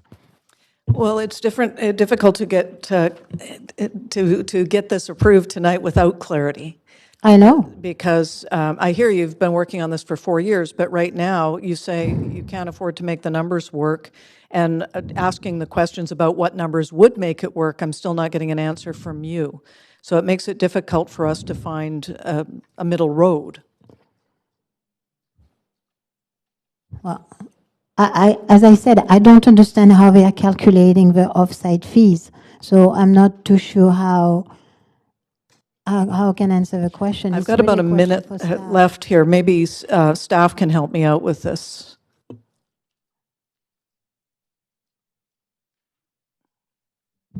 So the one item that I referred to before regarding the sewer main upgrade of 410,000, when we estimate those for an applicant, that includes a 50% contingency and a 20% overhead. That's our standard practice. And so if we were to have to take over that service obligation and do the improvement ourselves, we're adding in a safety buffer for the city. And so should the applicant deliver that, there is potential for a significant amount of savings in that $410,000 cost estimate. So like the 50% contingency? Correct. We're just at the 5 minutes there, so that's it for questions from council. Sure. Mr. Mayor, I've never been in a discussion at a public hearing that has gone into this kind of depth around prescriptions, around costs, and I'm feeling very uncomfortable, and I'm looking for your direction, perhaps through the city manager or through staff, as to the appropriateness of the depth of discussion we're having on this. And Sure. Yeah, thank you. I think the policy explanation we had from staff is sufficient, that there are policies and bylaws that guide our application process that have been made clear to the applicant. And council has been kind of wandering outside the purview of almost negotiating, which is, I would say, inappropriate at this point. Council staff have clearly said what the policy says. We're not here to debate policy. We're here to debate whether or not we go ahead with this project. Right. Yeah. If I just would say too, this is the first time we've encountered this that I know in chairing these meetings. So, my apologies if I haven't quite steered this correctly, but would look to the city manager for some guidance. Thanks, Mr. Mayor. I've been quite uncomfortable with the discussion as well. This is the forum where council approves the land use change. The staff have indicated grants are approved in a transparent way that's peer reviewed, and we would recommend that we continue that process. It is certainly not best practice to waive fees in this kind of format. If a nonprofit is looking for a grant, they apply through our grant streams, and they get adjudicated and reviewed based on council's priorities and based on the grant criteria and based on the peer review and how they compare to other nonprofits. So I would strongly recommend, if council approves this land use, to approve the project. We heard that the organization needs ongoing support, and we would consider that as a part of our granting through other granting streams, and that would be my strong recommendation to council, is to remain in the regulatory bucket that we're in tonight, which is the land use approved request that the applicant has brought forward, and the applicant has indicated they would like the project to move forward. In this forum, this would be the place to do that. If you want to change policies about who pays a DCL or who pays a CAC, the CAC was just approved for institutions at $3 a square foot. The hospital and other institutions are paying that fee. So I would recommend you pull out of that kind of detail for this project, consider the land use, and look at the broader issues as it relates to other policies. And just while I have you here, City Manager, a lot of these are bylaws, not policies, so which are very different in terms of regulatory enforcement. Thank you. That's right. And when we bring forward an application, we review whether the application meets the bylaws, and we're recommending that this one does, and we think it's a good project to proceed. We hear they need help, and we would consider their applications for grants, so among other organizations that need that kind of support. Great. Thanks very much. That's it for questions. Now we're going to hear from the public. We do have one speaker that is on the list, which is Julie Wang.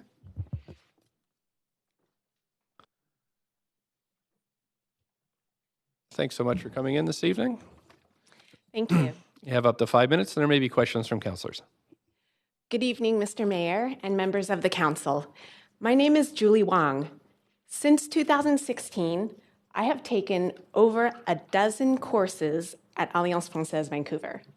Last month, I passed the test for a B2 level diploma in French language studies, a level of proficiency required to study French at a French university.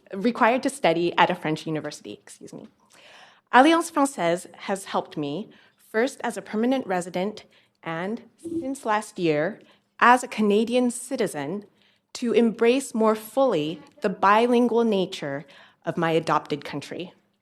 At Alliance Française, I have found high-quality French language courses for the public and much more. I have also found a diverse community of local Francophiles. Over the years, I have learned French alongside classmates who speak other languages, such as Cantonese, Italian, Japanese, Mandarin, and Polish. Classmates who come to Alliance Française on Cambie from across Vancouver, as well as Delta, Coquitlam, and Surrey. In the Alliance Française library, I have discovered the pleasure of being able to browse in person a wide variety of Francophone literature, movies, and music, including works by Canadian authors such as Kim Thuy and albums by Canadian bands such as Les Trois Accords. Cultural programming has enabled me to meet French speakers and enthusiasts of French language and culture beyond my classes at informal events such as Rendezvous Apéro.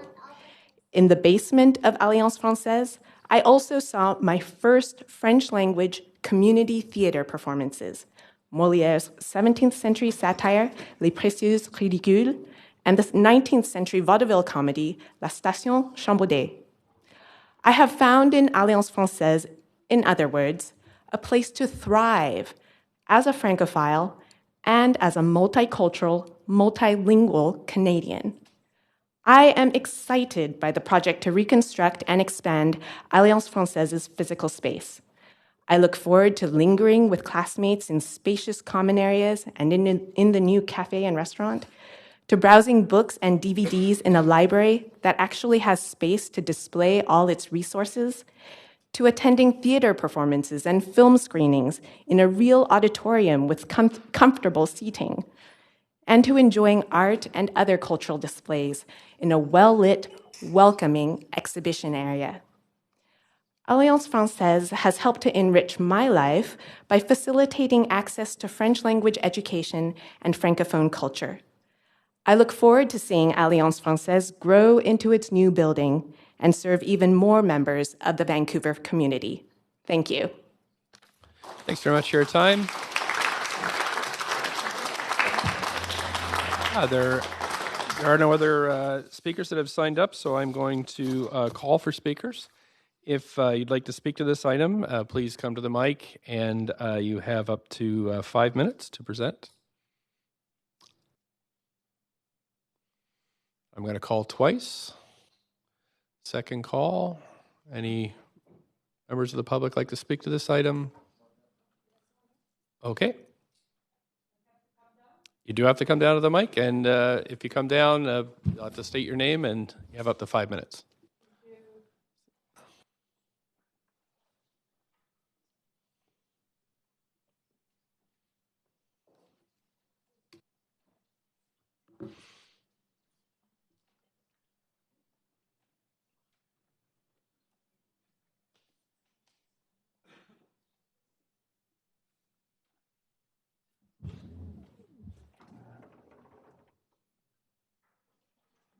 Great, thanks very much for coming. Thank you for this opportunity. I speak on behalf of the Peretz Center that has been mentioned in the presentation. So we are back-to-back neighbors to Alliance Française, and we are very happy to support them with this application because of any cultural or educational organization growing is a great sign. Plus, I wanted to link it to the fact that the city approved the huge upscale development at the Oak Ridge Center, not just Canby Corridor, but that kind of neighborhood where we all belong to is incredible future. So having Alliance Française as organization and the building itself expanding is a factor and an opportunity for that big growing community to access this kind of educational and cultural facility. So we are fully supporting it. Thank you. Great, thank you very much. Ma'am, could we have your... Excuse me, can we have your name for the record?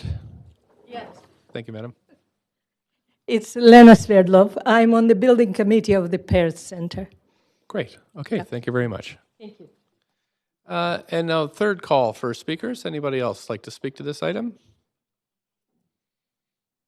Okay, so that's 3. So seeing there are no speakers, the speakers list is now closed. As there were a few public comments received on this item after 5 p.m. today, I suggest now we close the receipt of public comments and move on to hearing closing comments, asking further questions to staff, and to make a decision. Everybody okay with that? You want to leave the speakers list open?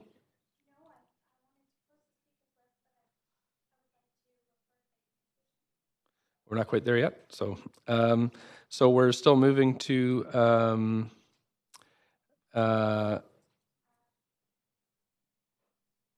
move the closing. Yeah, closing comments from the applicant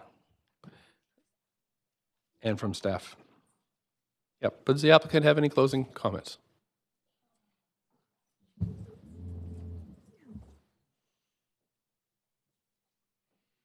In closing, I just wanted to thank you for your patience tonight. I understand that we did not quite play by the usual rules. I have no idea how that works. We're really excited about our project, and we really want it to go forward. And we just need to watch every penny in order to keep the cost under control. And to answer your question, I think if we're allowed to have our builder take care of the sewer connection that is required, then that probably would be more economical for us, and that would probably make things a lot easier. So I don't think I can ask him for a quote right this minute, but that would certainly be a big help. So what I heard is that the CACs can be smoothened with some kind of agreement, formal agreement with the city, that public can use our facility. that the DCR will be revised to reflect the non-commercial aspect of our building more fully, and that we can reduce the off-site by using our own workforce to actually do the work. That is a great step forward, and I really appreciate your time and effort in helping us out. Thank you. Great, thank you very much. Does staff have any closing comments? No closing comments from staff? Okay, so now we're moving to questions for staff. Councillor DeGenova, we have you on the list. Up to 5 minutes. I was actually, I was going to ask staff, because I agree with Councillor Carr, although I can't see her right now. I was a bit uncomfortable with where questions were going because we are in a quasi-judicial hearing. What I appreciate is the very detailed report on what is being proposed. What is missing, and this isn't at the fault of anyone, including staff, is what were some of, I think council had some questions about some of the allowed uses if we look at the policy. And I think it would be helpful to me in making my decision to understand what, I know there weren't recommendations, but what staff maybe had suggested that the applicant explore, and what the applicant, if we were to approve this tonight, would they be possibly missing out on, even like, I think I'm just giving an example, the Van City Community Fund, because usually it's a time of application, not after recommendation, that you look at that type of financing and help. So in the interest of not having rounds and rounds of questions that could make some of us uncomfortable, I was wondering if staff felt that you could answer all of those questions now. If so, that's great. If not, I would then move to refer debate and decision to tomorrow to unfinished business after regular council, hoping that we could maybe get some of those answers from staff. Sorry, I just wanted to be efficient there. So during the rezoning inquiry stage, so prior to submission of a formal application, there were conversations, many conversations with the applicant team as staff and the applicants were exploring options for a project. And as mentioned earlier, it was encouraged that they could include a housing component to help make the project more viable, but that option they felt wasn't best for their needs. So at one point, a formal application submission is received, and it's the job of city staff to review a formal application against the city's policies and bylaws. And this application does meet the intents of the city's policies, and staff do recommend support of it. Okay, no, I understand you recommend support. I was just wondering if there were any other suggestions. I heard a little bit from answers for the questions. Is staff prepared to answer the questions on what you explored with the applicant now? I mean, I understand that you're prepared to answer questions on the recommendations, but I think I have questions about what you've explored that's allowed in the policy, because I understand that there's also ramifications of approving a project where the applicant is telling us that they may not have the financing or funding to move forward with this. So I'm trying to really think carefully about that decision here without belaboring all of my questions here right now, without sort of giving them some more thought.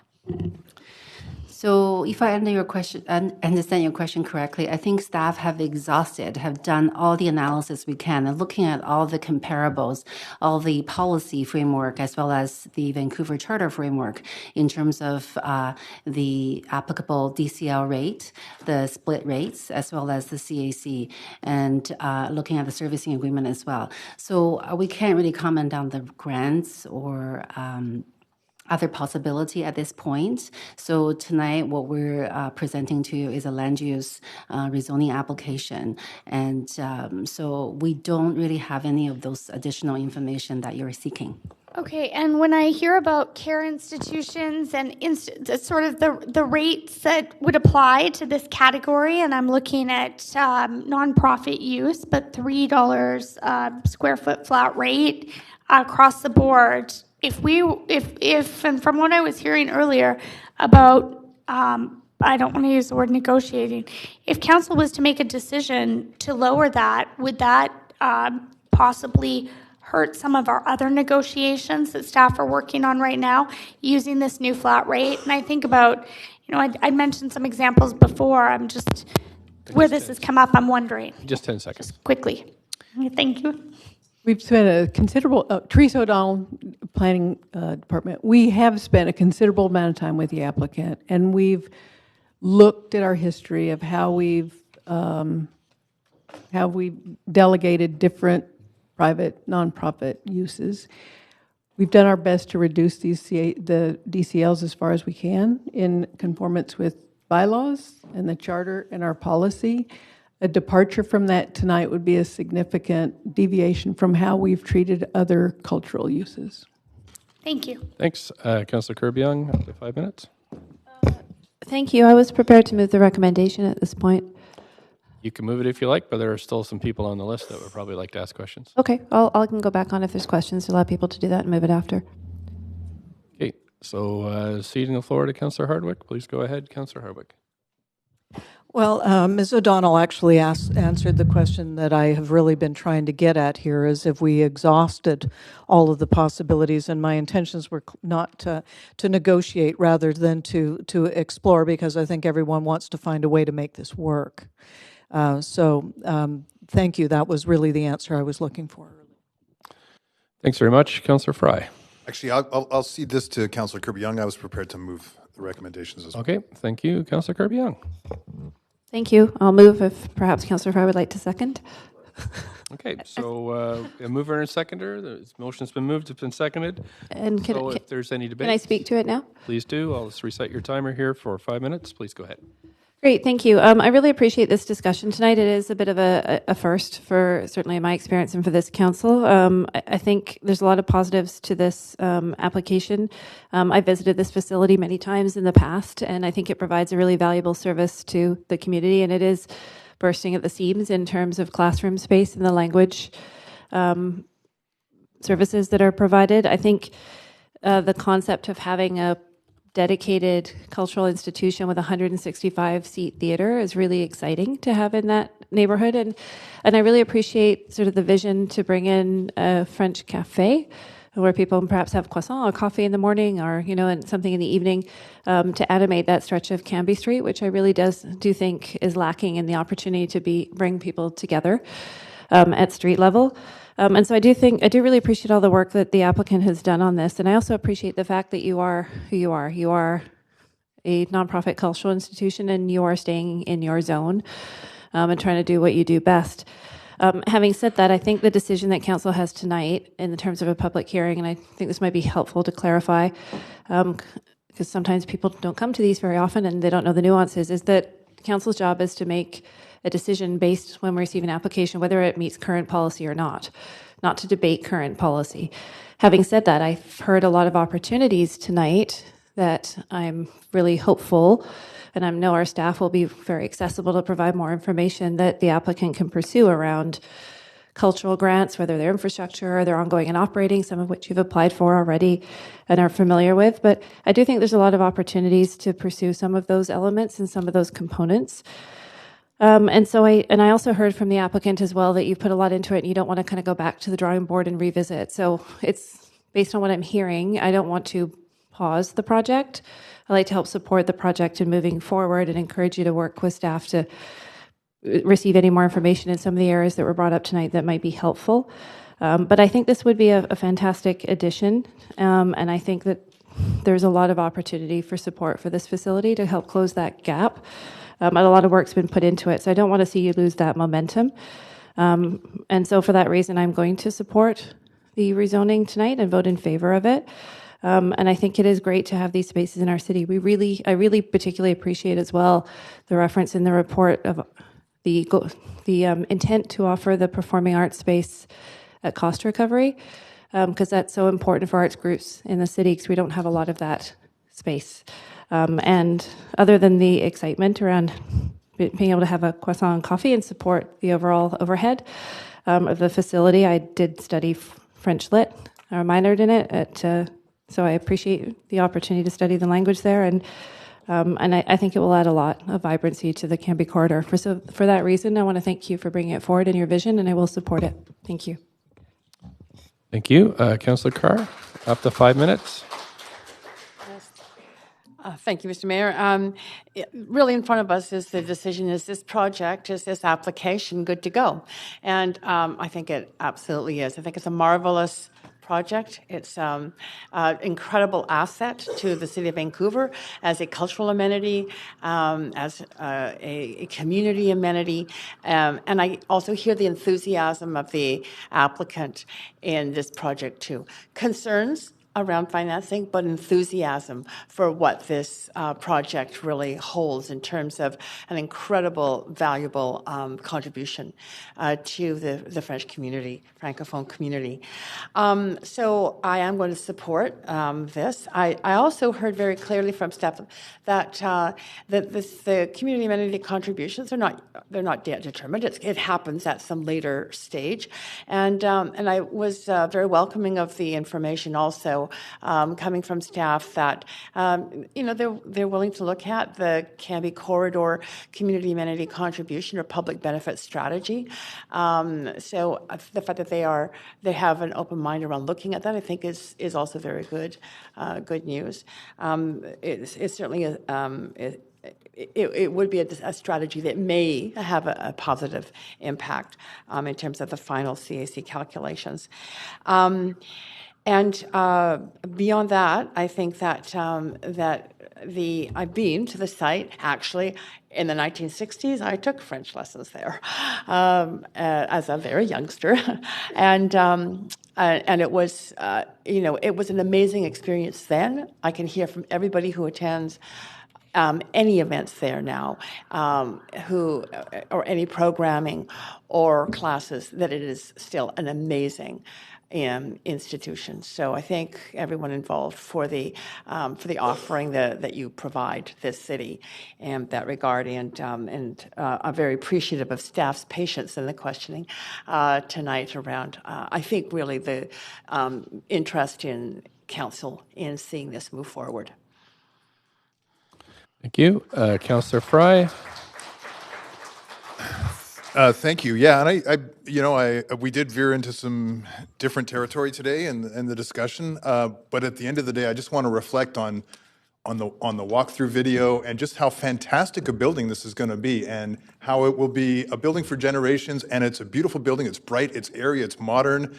I know that the City of Vancouver will find ways to better support Alliance Française in the future, and this is just going to be such a fantastic building. I'm really happy for the community and looking forward to seeing it open, and it's really going to be accessible, close to transit. This is going to be great. So really excited to pass this and see the next steps moving forward. Thank you. Councillor Dominato. Thank you, Mr. Mayor. I'll keep my comments brief because it is getting late.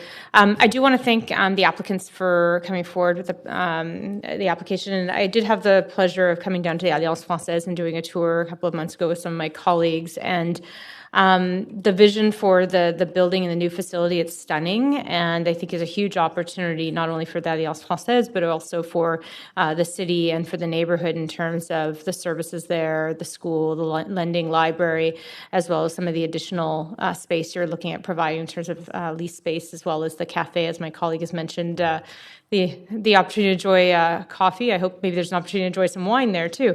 But it is one of the, I think that as we talk about in the city, the importance of arts and culture spaces, which has been top of mind for us, and we just approved the Culture Shift strategy. I see the Alliance Française being part of the fabric of that strategy and adding space for performances and films and theater. And I think that's critical to our city. We know that already. And so I think there's a huge community benefit. I appreciate the patience with my questions tonight, because what I was trying to really understand, and to the applicants in particular, is that you did want us to approve this tonight and go forward, but that really the crux of the issue continues to be just the financial viability for you. And what I heard was a number of suggestions that came from council, and I think you probably made note of those, of maybe some opportunities to pursue additional funding through grants both in the city but outside of the city as well. Because I think you've heard loud and clear, we're all very excited about the project, and obviously this is a land use decision, and I think it'll add great value to the city. I'm thrilled because also it's French is our one of our official languages in this country. I spent 2 years living in France, and so thrilled to see it move forward, and so I will obviously be supporting the application, but thank you for coming out this evening, obviously to the great support that you have from the community, which is great to see as well. Thank you. Councillor DeGenova. Thanks so much. I also would like to thank everyone who's come out and who stayed while council not only hears from the speaker but asks questions of staff. What I've heard tonight, although some of the questions may have made us uncomfortable just because of the quasi-judicial body that we sit in, I've heard a lot of support and hearing that people want to try to do what we can to close that gap of affordability for this very much needed cultural space that really, I think, facilitates and fosters community in the city of Vancouver. And I want to thank Alliance Française and all of you, each and every one of you who are here tonight to support or to speak against whatever that was. There was only one speaker. I understand it was in support, but I think that it's important to participate in the democratic process. That being said, I think that the two speakers, yes. There were no registered speakers, and I had one written down. Yes, there were two speakers, both in support. I appreciate very much that you've worked with our staff, that this is something that you will move forward on. I definitely see the type of community that you have, and you've expressed that. And the staff report and recommendations, I appreciate our staff working with you to try and find a way to make this work. It's not easy for cultural organizations or nonprofits in the city of Vancouver, and I understand that. I hear that every day, and as someone who was inspired to run for city council, working in the nonprofit sector, and understanding the difficulties in trying to provide services, I think that it's really important to say thank you for the services that you do provide, not just to your community, but also to Vancouver and sharing in your culture and your community with us. So although my concern was that maybe there wasn't enough options for you to reach out to different organizations to make sure that you would be able to financially sustain this. I'm hearing from you that you do want this to pass. I'm hearing that from the applicant team, and I appreciate that, and I will be supporting this. I'm hoping that if there are any opportunities for you to make sure that this moves faster, I hadn't asked staff, but looking at through our, maybe there's a way through other processes. I know that we have certain processes where we try and expedite permitting for nonprofits, and in certain circumstances, I know that staff are very creative, and even after the building permit and DP stage, that there might be those options available to you. I understand here's not the right place to discuss that, but I'm confident that you're committed to moving forward with this, so I will be supporting it. Thank you. Thank you. Councillor Swanson. Yeah, I just wanted to thank you folks for working so hard for so many years to bring this to the state that it's at, and I'm hoping that staff will be able to work with you in some ways to make it affordable. And I think tonight is a great example of why we should change the procedure bylaw to make applause legal. Thank you. Councillor Wiebe. Yeah, I think the comment that struck me is that we're not a developer. And I think that was really critical. 4 years and us coming to visit of how hard it is to get through the process to deliver what we hope to see every week here at City Council. To see a community group as big and as large as this, and one that is growing, find a way to make a dream come and show it here in the table beside these buildings is really nice for us. So it's really refreshing to see an organization that has so much support behind you come and provide a project like this. So I'll be fully supportive and look forward to continuing to be involved with Alliance Française. So thank you. Thank you. Councillor Boyle. I'm also excited about this, and we don't usually all make closing comments, but wanted to appreciate the huge amount of work that you folks have done over many years to keep French communities connected across the city and support broader cultural understanding. And I'm excited about a beautiful project and building, and can't wait to visit. Thank you. Councillor Bly. I'm really quite not entertained, but having an arts group here, everyone gets a round of applause. It's really quite amazing. So that's not normal, but thank you for bringing that into our chambers.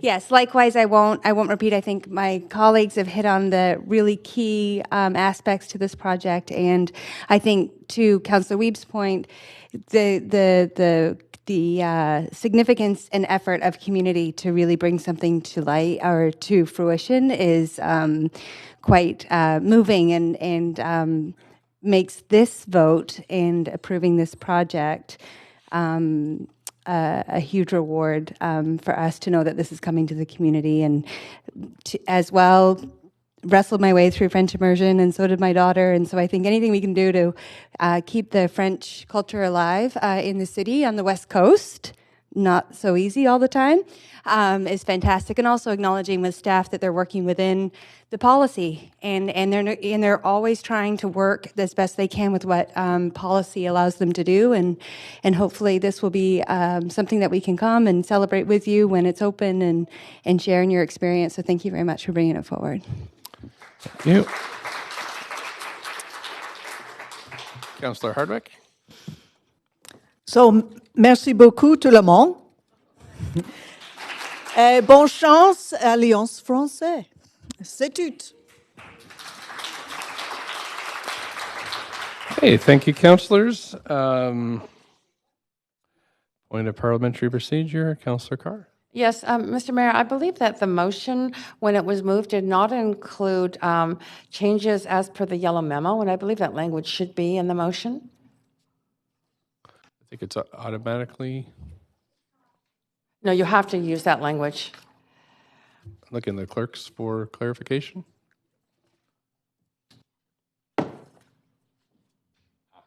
Okay, thanks. So if we could just move it again with the yellow memo attached, that would be. Oh, well, fine. I'm happy to have anybody do it, but I'm happy to move the motion with changes as per the yellow memo. Great. Thanks very much, seconder, for that one then. Thank you, Councillor Bly. We've got that. Okay, so we've made the correction. Thanks very much then. Point of information, Councillor Dejanova. So sorry, because we're getting so procedural, maybe it's parliamentary procedure, but to move something again, I thought it was an amendment to include the yellow memo. I'm just a bit concerned about moving something and then moving it again with the yellow memo.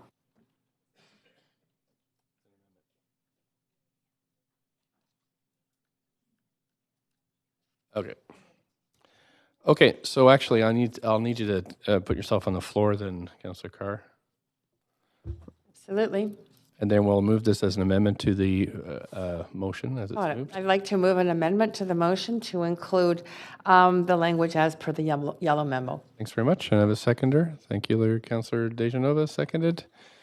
So we now have the amended recommendation from staff, and we can move to a vote on this one.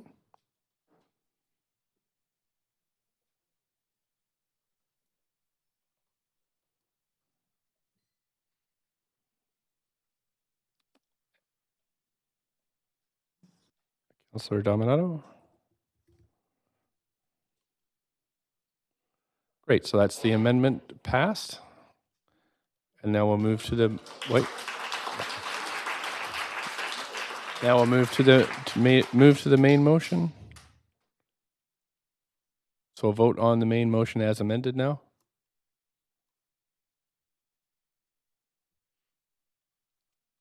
Great, so that's passed unanimously. Thank you very much, everybody. That's first rezoning. Thanks everybody for coming tonight. Okay, we're moving on to CD1 rezoning of 319 to 359 West 49th Avenue. Clerk, if you could read out the application.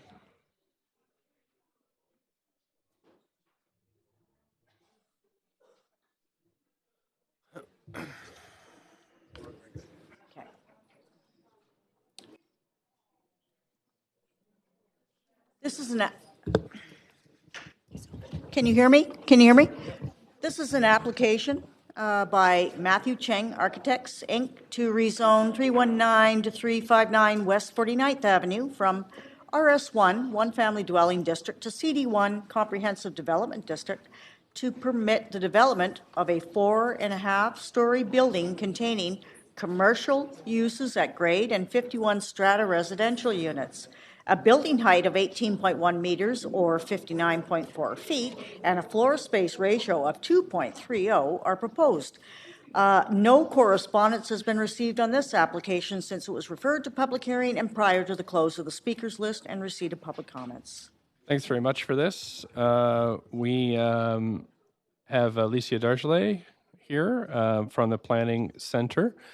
We have no speakers, counselors, so we could, if everybody's okay with waiving it, and yeah, if it's a preference of council, this definitely can be waived. Great, thank you very much. Great, is the applicant team here to speak? Thanks very much. Would you like to speak or just answer questions? Thank you very much. Great.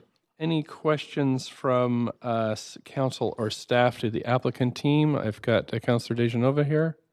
No. Is that a holdover? Councillor Wiebe? Yeah, mine's on the Parkway and the Park Connector Street. What do we normally have as kind of our criteria for a development of this size to interface with a park connector? Park Connector, I may have to defer to Rosemary for that particular thing. I don't think the design along Alberta Street for the Park Connector has been finalized right now, but the intention is to provide a green and leafy connection to parks from areas of rapid transit and bike lanes. So the final designs haven't been determined, but 2 of the trees on site will be retained on that Park Connector Street. Okay, and the watershed planning for this, as it's part of the headwater of the creek that goes through Langara, was that reviewed in the project? I don't think it was deemed to have an impact on the watershed in the engineering review comments received. Okay, I didn't see. Thank you very much. Great, thank you. That seems to be it for questions. Councillor Dominato, no, slid in there at the end. Okay, go ahead. Sorry, I knew I had a question on this one. Just question to staff. Just on page 7, I'm looking at the housing unit mix, and there's a note here about the unit mix falls short of the family housing requirements, and it says a condition to require the building to meet the minimum of 35% family-sized units at the development permit stage is included in Appendix B, and I couldn't locate that, so I'm assuming it is there, but I just wanted to confirm that. Even if it isn't, we can find it, but even if it isn't, we would require them to provide that 35% or that 25%. So one of the 1-bedroom units would have to be a 2-bedroom to make that threshold and a requirement. Okay, so that would be followed through on. Absolutely. Okay. And like I say, it may be there, and I may have just simply missed it. It's been a long day. But okay, that's great. I just wanted to confirm that. You will. Thank you. Thanks very much. Okay, so Councillor Wiebe, you have 4 minutes. Yeah, the CACs on this project of just over 600,000, is there an ability to have it aligned with cultural spaces in the area? In this case, no.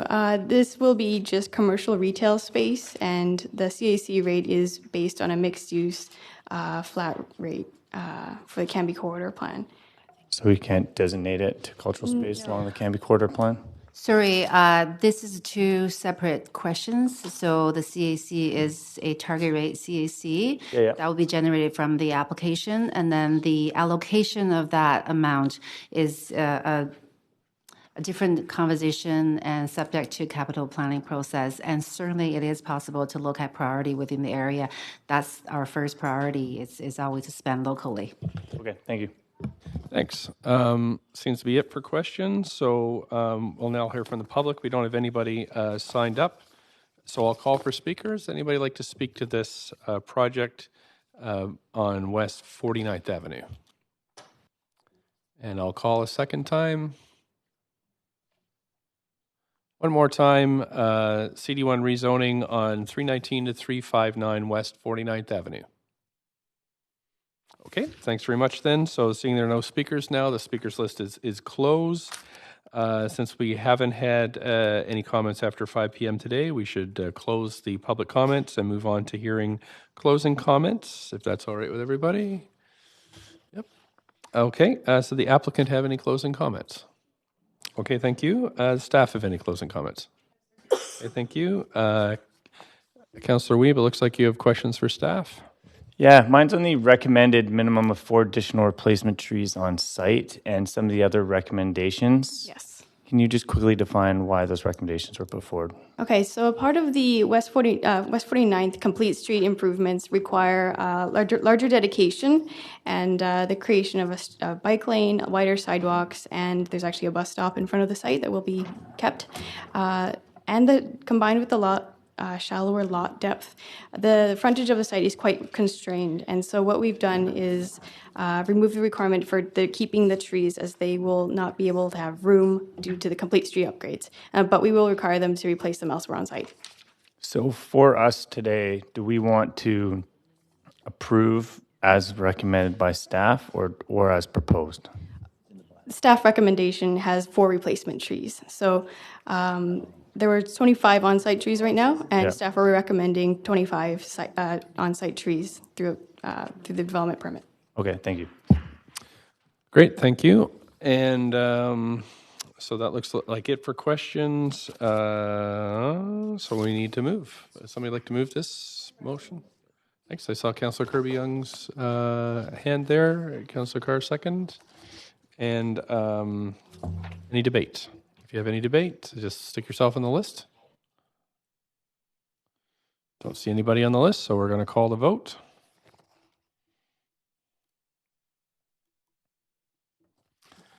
Councillor Swanson. Thanks very much. That's unanimous. Thank you, Council. We'll move on now to the next rezoning application on East Georgia Street. Ask the clerk to read that out.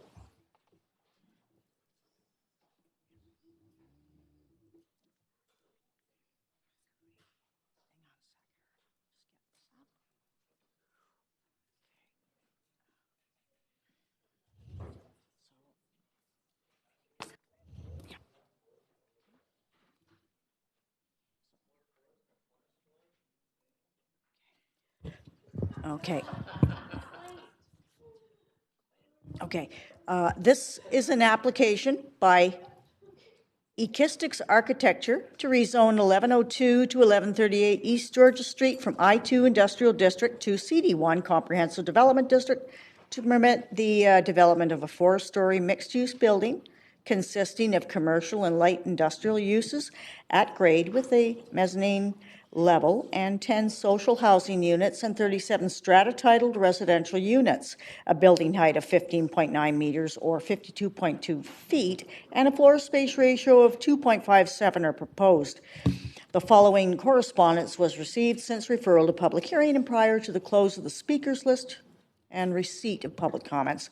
24 pieces of correspondence in support and 1 piece of correspondence in opposition. This represents all correspondence received up to, I guess it would be about 8 p.m. this evening. Thank you very much. And we have Michelle Yip from the Rezoning Center. And I do think we do have one speaker. So I'm just wondering if council, anybody want to hear from planning staff in terms of a presentation?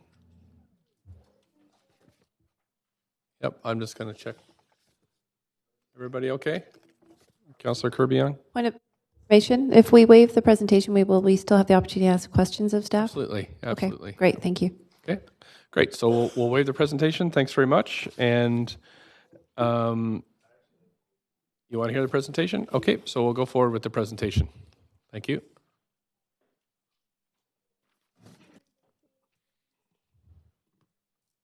Good evening, Mayor and Councillors. My name is Michelle Yip. The application before you proposes to rezone the site at 1102 to 1138 East Georgia Street from I-2 to CD1 under the Downtown Eastside Plan. The subject site consists of 9 lots located at the southeast corner of Georgia Street and Glen Drive in the Strathcona local area. The site is located in the Kawasa subarea of the Downtown Eastside Plan, which encourages new development with an emphasis on family housing in this area and supports rezoning of industrial zone lands for residential development that includes 20% social housing. The Downtown Eastside Plan allows for consideration to rezone the site up to 2.5 FSR with building heights up to 50 feet. The application is in line with the Downtown Eastside Plan. It is proposing to develop a 4-story mixed-use building consisting of at-grade commercial and light industrial space, and a total of 47 residential units configured in a courtyard form, with 80% of family units. 10 residential units will be social housing, which are located throughout the development at the ground floor, mezzanine level, and courtyard level with strata units.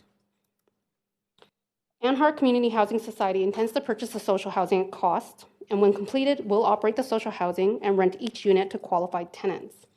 In accordance with the Downtown Eastside Plan, 1/3 of the units must be rented at rates no higher than the shelter component of income assistance, and the target for the remaining 2/3 of units will be a mix of rents to support the overall sustainability of the project, with the goal to achieve the highest number of subsidized units. Indoor and outdoor amenity space is accommodated at the mezzanine and courtyard levels, shared with strata units. Staff received a total of 112 comments throughout the application process. Concerns raised were limited. Comments included the need for additional height and density in order to increase housing and social housing units, and that the proposed building height will impact access to sunlight. The Downtown Eastside Plan sets out policies on built form. Additional height and density is not recommended, as the proposal generally meets the plan's intent to reflect the established lower-scale buildings and urban design context. In conclusion, staff support this application as it is consistent with the Downtown Eastside Plan. Thank you. Thank you very much. Is the applicant team here to speak? And you're welcome to speak or just wait for questions. Thanks very much, and take as long as you like. Great. Thank you, Mayor and Council. My name is Mark Blackwood with Kistix Architecture. I just wanted to touch base on kind of the form and massing of the proposed development. As staff mentioned,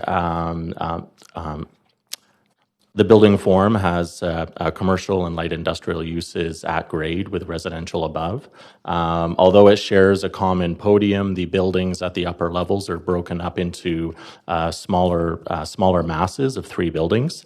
I know in a rezoning application like this, the question of massing and height are kind of front of mind, and the proposed development is aimed at kind of addressing these with a number of features. One is the overall breaking up of the building into the 3 residential buildings on the podium. The other is sort of a setback on the lane side of the building, which sort of sets back the building from the lane, but also provides a required outdoor space for residential uses. In addition, a front yard setback at the upper level onto East Georgia Street as well, reducing the overall scale and mass of the building. But probably more importantly, to the east property line where we abut the existing single-family homes, the building scales down. So what we're aiming to do with this development is to create kind of a more gradual climb in density from the existing single-family homes up to the 4-story development presented before you. In addition, a setback is provided along the east property line as well. Some of the exciting elements of this development is the light industrial commercial uses at grade. What's being implemented here is a series of breezeways which run through the development, which kind of breaks the lower podium up into kind of a finer scale urban fabric. What this does is it allows the ground floor to be truly activated with lots of glazing, looking into creative commercial uses, with the goals to create kind of a vibrant streetscape, not only along East Georgia, also Glen Drive, but also onwards into the lane. With the idea here where we're kind of supporting some of the mandates and the area plan to kind of create real vibrant walkable communities. And this is happening not just through the site, but around the edges. So I just wanted to sort of point out some of these primary design features and kind of massing elements that we're using to to address some kind of massing concerns. I would point out, the existing site is under the I-2 zoning, which kind of as an outright would allow sort of a building of around 60 feet. We're sitting around 52 feet, so we're actually kind of, reducing what would otherwise be allowable in this zone.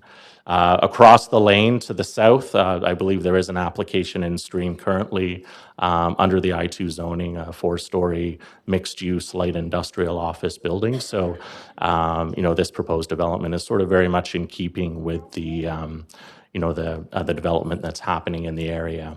I think with the added benefit of the residential component, which would provide the needed family housing and sort of the social housing previously mentioned by staff. Thank you. Thank you.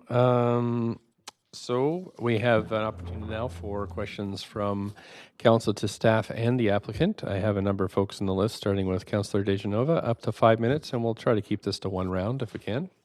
Thanks so much. I was just wondering if, this is a question for staff, if staff might be able to comment on how much new housing is currently available in this neighborhood and is being applied for in the policy. I understand that this would add much needed housing to the neighborhood from staff recommendations in the report.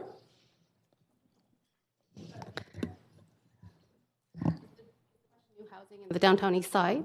Yes, well, I was getting to that, but I just thought overall in general, I understand that building in the downtown east side plan can be somewhat of a unicorn to create a project like this. That's the word I'm using because I think that we've seen pro formas that haven't been able to succeed. So I was hoping you might be able to speak to the need for housing in this level of, I guess, affordability. Well, there are a few rezoning applications that have appeared before council. Last month, we did have a senior social housing on Hastings Street in the downtown east side. This would be the second application coming in with residential, proposing and meeting the qualifying with the 20% social housing requirement to allow for the industrial zone change to residential. There are targets for social housing, citywide priority targets as well. So this will be contributing to that. Okay. And then also, if you might be able to comment sort of on how that fits in. Is there a lot of new rental stock currently in the neighborhood in this area? Or is this something that would add to the housing opportunities in the downtown east side? And I'm not sure, is this specifically considered or called Railtown? I'd heard it sort of, I just wanted to make sure that wasn't. Well, in the plan, it's considered the Kawasa Well, sub-area. exactly. I mean, it's kind of, it's in that area between, I know that we had received policy reports before. Looking at the policy reports on areas of within the downtown east side plan, when I looked at sort of that area, I just wanted to check and make sure that, so this is meeting all of the social housing requirements, is that correct? It is meeting the requirements for the downtown east side plan, and generally it is bringing in new residential into the area. That's what I was asking overall. It is. Thanks. Thank you. Councillor Kirby-Young. Thank you. I have a question first to the applicant, if I can. And it's really regarding, maybe you could fill in some more detail on the commercial and light industrial space, because I found lots of information in the application around the housing, the green component, but it seemed light on that, and you'd mentioned breezeways. So I'm wondering if you can describe the number of units and size and space and what light industrial uses you're envisioning. Maybe fill in a bit of color there. Yeah, so the on the ground level, there's ground level commercial light industrial with mezzanines in those spaces, and it's really envisioning kind of it's kind of more of a label of creative commercial uses. So we're talking quite light industrial, very light industrial uses, and kind of sort of maker type industries. And I think whether it's the person building. Leather goods, or I think you could have sort of a farmer's market or something in there, but sort of uses that will kind of create a vibrant center for the community. And I think along the street edges, allowing that opportunity for that activity to spill out onto the streets as well. So whether it's tables or spilling out from a farmer's market, or if there's a a retail, grocer at grade. Okay, and how many spaces, like in terms of? So it can be number and divided up size? into a series of CRUs, but we're looking at about 1,500, about 15,000 square feet. Okay, but are they intended to be sort of? Sorry, 1,900. Are they intended to have an average size or a smaller size? Because a lot of those uses, which is really intriguing, but the size of the space dictates affordability. Yeah. So I'm wondering how they're designed and how flexible they are. Yeah, so like most CRU, they can be chopped up in many ways, but we've designed it in such a way that it can be parceled off into smaller units that are sort of both affordable for sort of the smaller, artisan who's maybe hoping to, carve out, 1,000 square feet for themselves, something like that. But also have the flexibility to harbor a larger tenant that may want to take over a couple of units. So do But you I have think a- what's important is creating that fine grained scale of uses in this space. And it mentioned in the report around sort of the visibility of production. So is that in terms of visual through window access design, the fact it's street level, or? Yeah, exactly. So on the public streets, having a lot of transparency and the ability to open up into those spaces, so you're actually seeing what's being made inside.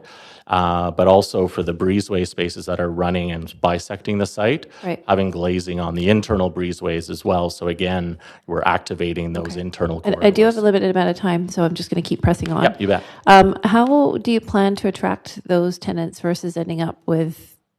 Do you have a specific plan around keeping rents at a reasonable level or targeting certain times instead of ending up with the ubiquitous mattress shop, bank, bubble tea store that sometimes we see? Right, and I think that will be up to the owner to sort of craft the the tenant mix that's going to be in there. But I think what this has to its advantage is the residential component above it. So I think there's going to be a need to have something in there that services the residential use in the building, to sort of keep a level of vibrancy happening at the ground floor. To speak to exactly who's going to be in those spaces at this point, I can't really speak to that. So it's a vision, but we don't really know for sure that we would end up with those type of uses. Is that a reasonable statement? Well, I guess the CD1 zoning will prescribe what uses are permitted in those spaces.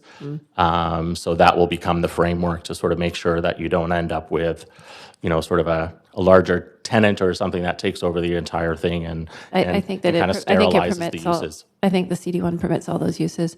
Maybe I can ask a question of staff then, if I could, and that's really around. Do you see anything specific in this application that would lend itself to those type of tenants being able to rent space here versus other developments that we've seen that have been rezoned to a CD1? Well, there was a lot of focus in this particular application regarding the uses. With the Downtown Eastside plan, it does intend it to be more of a creative precinct with production-related spaces. So we did focus a lot on those, on the bylaw, and ensuring that there were uses that met that intent. Okay, and my final question to staff in my last few seconds is, I'm really concerned about how much we're rezoning our industrial land, being on the Metro Task Force for that. And So I guess I'm we're just right at- wondering We're right at the 5.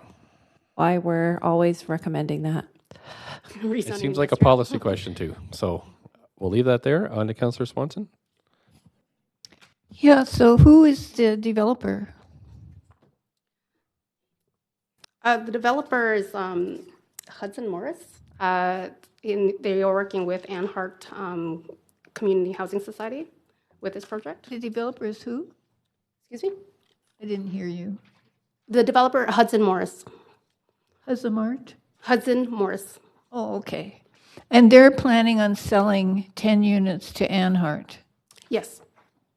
And they're getting a CAC waiver for this?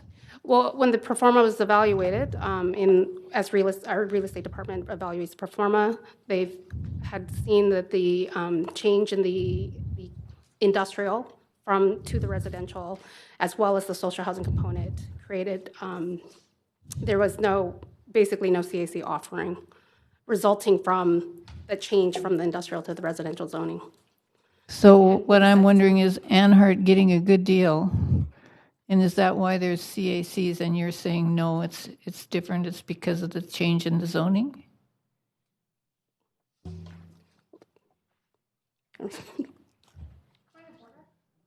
Yeah, that's, yes, Councillor Dejanova. Thanks, Mr. Mayor. I'm hearing about good deals. I'm not sure if this is for a quasi-judicial body. I would assume that if the applicant didn't feel it was a good deal, they wouldn't be here moving forward with staff. And also if staff didn't feel that it met the recommended policy and housing requirements, that they wouldn't be recommending it. Sure. So I'm just concerned that this is questioning staff's reasoning for bringing it forward. If you could maybe. Sure, I think we're right on the edge there. However, Councillor Swanson, at this stage in the process, you can always ask the applicant questions as well as to perhaps why they've moved forward with the application. Let me try a couple other things first. Is there going to be a rich door and a poor door? No, sorry. The social housing units, the 10 units, are mixed throughout the building. They are mostly located on the ground floor. There's 4 townhouses on the ground floor that lead up to the mezzanine level, as well as 2 additional units. And there will be additional units on the upper courtyard level. And it looks like there's a kind of a courtyardy thing in the middle? Yes. And that can be accessed by people from all units? Yes. Not just the rich ones? Correct. Good. Okay.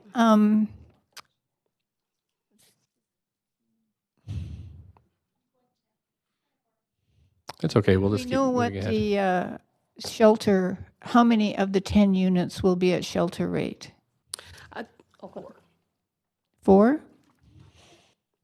Daniel Nauder from ACCS Affordable Housing. The housing agreement requires the 1/3, that a minimum of 1/3 of the units be at shelter. So that would be 4 in this case. And then the remaining 6 units would be a split between 3 of them would be 70% of the Hills maximum, and then 3 of them would be 90% of the average area rents. Okay. In that area. And is there any way that we could increase the number of shelter rate units? That is up to the nonprofit and the viability of the project. It's a small number of units, and there are sort of fixed operating costs that they would have to recover and out of those rents. But through programs, and we would encourage the nonprofit to look at. For example, BC Housing is doing a call in the spring for projects, so we'd encourage them to look at what kind of program funds might be available and might be able to assist them make a larger equity contribution to the project and not carry debt, for example, be able to drive those rents down. Okay, thanks. Thank you. Councillor Fry. Thank you. I have questions for staff and for the applicant. I'll preface this by saying I know the area really well, live very close by. Generally quite supportive of this. I see Wesley Joes here, and as Wesley knows, we've spent some time working on this in the past with the Downtown Eastside Local Area Plan. So my first question is for the applicant. 37 units strata, 10 units social housing, 69 parking spaces and bikes parking and a car share. That seems like a lot of parking, and I know we have parking minimums and stuff. Is this Could you perform better without this much parking? I mean, this is pretty close to transit. It's on a bike route. Do we need that much parking? Well, I think. Do you need that much parking? Well, ideally, I think we're always looking to reduce parking. I think, but there's at some point there's sort of a marketability of units, and at least providing a baseline of parking stalls that can be, included with market rental units, market units rather. So I think we're comfortably fitting the parking we have right now in sort of our single level parkade. And, to some extent with a building that's more or less, zero lot line, we do have setbacks on some of the frontages. We're having to sort of build out that area below the building anyhow. So I don't think we'd be sort of reducing anything meaningful from the parkade by going with a lower unit count, a stall count. Now, are the options to use parking space more flexibly, like for storage or stuff like that? Is that a possibility down the line if you find that you don't really need that much parking? Well, I think it could be something that could be looked at. I think the application does anticipate a car share currently. So that's sort of one kind of use that's sort of a little bit over and above the typical owner stall model. But I think as we move forward, that could be something that is considered. Okay, so would this have performed better if you had your druthers and there was no parking minimums? Would you have gone with 69 parking spots? I'd have to look back at the traffic demand study for this project. I don't have that number off the top of my head. Yeah. Okay, that's great. The next is for staff, actually, and then on the industrial use lands. Now, these are retained by the owner of the building, and are these strata? The industrial and commercial and the CRUs. Oh, I believe they're going to be strata. Do you want to speak to that?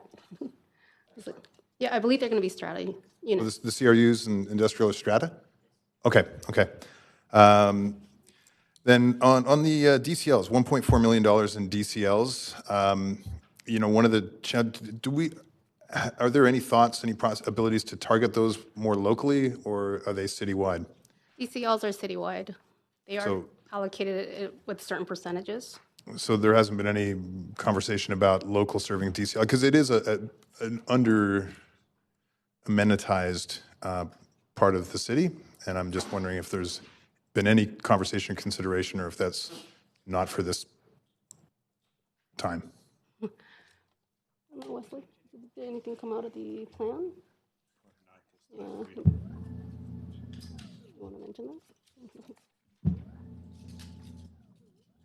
that? Wesley Joe, development planner. I'll go here. Informal. We do have a report back to council next year in terms of the status of the Downtown Eastside plan. At that point, we probably would address the public needs. I will look forward to that plan report. Thank you. Thanks very much, Councillor Dominato. Thank you, Mr. Mayor. First, a question to the applicant, and then a couple of questions for staff. So for the applicant, let's wait for you to get there. I'm looking at page 9 of the report, and just the mix of the strata titled units and the social housing. And the social housing, it looks like the numbers is meeting the threshold of the 20% that's required. I'm just curious if in working on this development, you explored doing more social housing and whether that was something that was considered. I know you've met the threshold for what's necessary, but could you do more? Is that possible? Or did you think, was that something that was considered or discussed with staff to go beyond that 20%? Given that you've got the strata piece to help sort of pay for it. So. Yeah, the goal was, definitely to sort of satisfy the policy. And I think with a project of this scale, it does become challenging for the developer to, sort of exceed that number of 20%. We're sitting at 47 units overall, 10 units in total. So we're, a little bit over. But anything more than that becomes a bit challenging for the pro forma, from my understanding. Okay, no, I appreciate that. I mean, I think it's great that we're seeing this happen. I like the mixed development, but I was curious about that because obviously we're looking for more, and there's a huge need. So then I have a couple questions for staff. Thank you. I just wanted to follow up on the just on page 6, the Metro Vancouver Regional Growth Strategy and Context Statement indicates that the site is designated general urban, allowing consideration for rezoning. So does that mean we don't need to go to Metro in any way, shape, or form around any kind of permission? Correct. Okay. I just wanted to confirm that. And then my second question is, I think it may tie into Councillor Kirby-Young's question earlier about industrial use and I think concerns about losing that. But there's the designation for light industrial here, and how do we ensure that that we do end up with light industrial if there's a need? Obviously, there has to be a demand, but and I don't know if there's ever been we've done covenants or anything in that vein, or is it just at the end of the day we'll see what the interest because I do. I'm just curious about that. If there's any means to ensure that those spaces are used for light industrial. I think at this point, with the rezoning, we can only ensure that the land uses are available, and those uses are in the bylaw so that if somebody were to come in with a particular desire for a particular use, and it is light industrial, then that's what we can do at this point in time with the zone change. Okay, with the land use, but there is, I guess the flip side is you could end up with just commercial potentially if there was just that demand for commercial. Well, there actually in this bylaw, there's a particular, we do have a restriction and a limit on retail. Oh, okay. So we did, and we also capped office with the 50% of the overall floor area for the commercial component. Okay. So we did put some restrictions in there for the office and retail. 50% of is that 50% of the floor space? 50% of the commercial floor space is capped for office, and then retail is limited at, retail and service uses are 500 square meters maximum. Okay. Thank you. Thank you, Councillor Dejanova. You've got 2 minutes Thanks left. so much. I just had a question, and it's probably for the applicant. I understand that you have 4 shelter rate units or units here that are outlined. I'll be quick with my question. If we're talking shelter rate, it was said 4 units. I understand that to likely be able to add more of those units, the project would need to be approved because you'd either be looking for subsidies from BC Housing, is that correct? Or would you actually, in fact, need more density to have more market units to subsidize shelter units? And as has already been asked and answered, I understand that you're already at or above the allowable density. So is that correct? James Todd, Yeah, GTA Development Consultants. I've got a bit of a cold, so please, my voice is going in and out. But the current project won't sustain more social housing than that, and we've tried. And Hearts, they'll look to future affordability as well. So that's an ongoing item with them. But we know that today we can meet these targets. Beyond that, there would be a complete feasibility that would have to be redone on the full project. Okay. And really, just wondering, in your pro forma, are the market units, I'm not going to call them rich stores, but the market units, would you consider would those be subsidizing the non-market or the social housing units? It wouldn't be possible without the market units. Okay, thank you. Thanks very much. Councillor Kirby-Young, you've already had your first round of questions, so we need permission from council to go for another round. If it's for staff, you can always answer it. You can always ask it after we hear from the public. Okay, you can do that. Thank you. Councillor Dejanova? That's fine. Okay, thank you. Great. So thanks very much. That's questions to applicant and staff. No more folks on the list. And so we'll move to hearing from the public.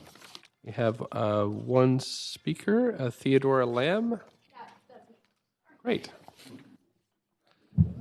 Got your hands full there? I got my hands full. Just take your time and up to 5 minutes whenever you're ready.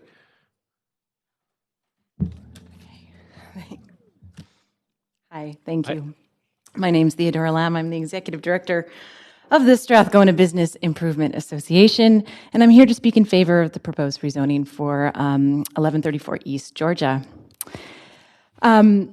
It's not every day that the Strathcona BIA gets to speak to council or rather speaks to council in favor of rezoning that would see a loss of I-2 industrial land. And so I felt it important to come here to support this project, to highlight what's important about it, and to take the opportunity to back up why I'm supporting it. Okay, well, afterwards. Mommy's just speaking, okay? The Strathcona BIA has been tracking this development and engaged with both the city and the developers on the details. And we're excited. We're excited to see this jump in square footage committed to commercial. It'll bring in new business, new growth, new life to the community. This community, as far as city planners, but also how we speak at the SBIA, is known as Kawasa East. We actually at the BIA track 7 subdistricts across Strathcona, and we think it would be a great benefit to the community, particularly because it's a rich residential community as well. It's across the street from Admiral Seymour. That's where my son is going to be going in a few years.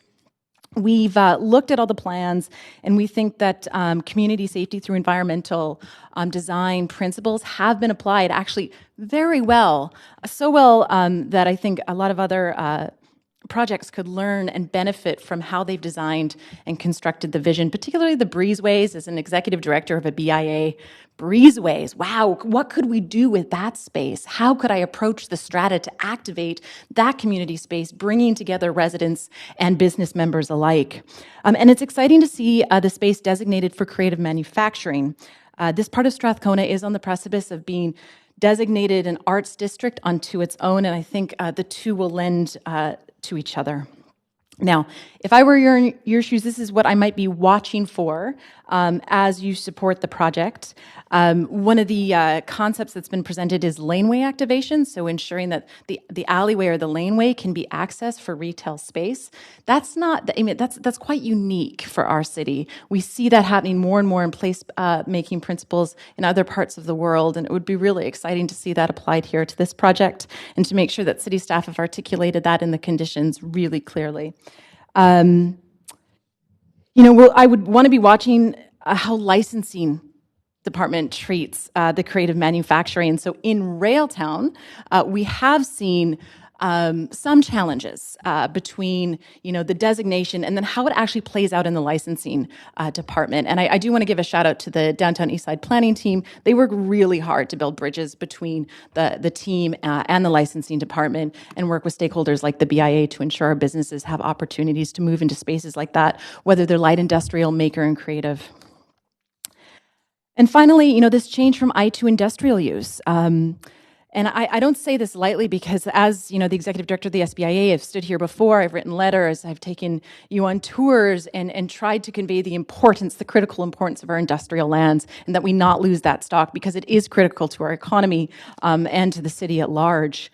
When the Downtown Eastside Local Area Plan was developed back and signed off on in 2014, we knew we would be losing some of our industrial stock through the vision of that plan. Back on, and I'm almost done. Okay. And that's tough news, definitely in one respect, and it's also an opportunity to say, your motion to accelerate action on industrial affordability remains incredibly important, and that it is part of the larger view of Strathcona and the east side of Vancouver, that this development will bring in new businesses, that the BIA will certainly hope to be involved in supporting those businesses as they move into the space, whether they identify as builders, makers, creators, and creative businesses as well. So, we're supporting it. My board is supporting it. We're excited about the kinds of businesses that can move in there and just the diversity of economy it'll bring into the space. Thanks. Thanks very much. You have a couple of questions. Councillor Dejanova. Thanks to both of you for coming out tonight. I was going to ask, because you had mentioned talking about bringing in different types of businesses into this creative space, and I know that our team has worked very hard to try and make sure that the industrial lands and I2 especially meets that criteria and that use. But as you said, licensing, that it truly doesn't create barriers, but at the same time it delivers for those businesses. I'm wondering if you if you feel that this, will not only invite that, but having the residential above, do you often see that, or do you just kind of see in I2 more of the artist or the creative manufacturing space that's a standalone, so it wouldn't bring together community like you suggested? Do you think this is a bit of a unique opportunity? I do think it's a unique development. When we see, heavy industrial zoning and industrial zoning, it doesn't usually complement or operate in concert with housing. I think this fits the neighborhood. I think this fits the vision for an arts district. I know firsthand that we have all kinds of emerging entrepreneurs out there who work in food, who work in textiles, soft fabrics, people who create. They don't necessarily build things on site; they build them off site. But they create and they convene and they convene their teams to create and innovate in these spaces. We need more of those spaces in concert with our.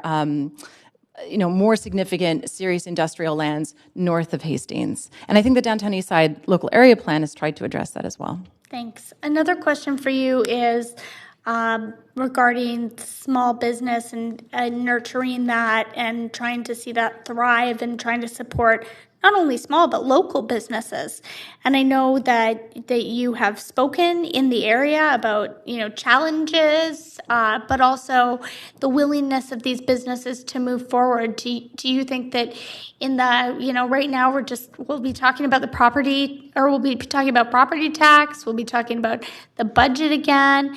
Adding more people to the neighborhood and the community is going to help these small and local businesses thrive, and perhaps those that are in danger of closing their doors because they just can't sustain themselves. Do you think have you heard from your community on behalf of them that they need more people in the neighborhood to be able to, I suppose, make a living for themselves as artists? Yeah, the role of the Strathcona BIA is to support its over 850 business members and encourage a thriving local economy. And that means bringing all kinds of players to the table, local, small business, bigger business, which employs lots of people as well. So, with regards to this specific development, it will bring more businesses into the actual space. Yeah. More maker businesses. And I do, again, I think it's a beautiful vision, merging housing, commercial with these beautiful breezeways and placemaking opportunities across the street from a school, down the road from two community centers, and the park. What I'm hearing, what I was hearing you say is it's about complete communities and sort of thinking that through as we're approving this. It's not just about the project, it is, but how it can help to complete the community. Yeah, you said it very well. I was just trying to capture and make sure that I understood your thoughts. And thanks so much to both of you for coming tonight. Thank you. Thank you. Councillor Kirby-Yung. Hi, Ms. Lam. I really appreciate you being here, particularly because you touched on the motion on industrial land. So it's helpful for me to hear that you support it. I guess I'm wondering if you can delve a bit more into the enthusiasm, because I look at sort of some of the requirements here, and it says up to 50% of that CRU space could be used for office, and a maximum of 500, where is it here?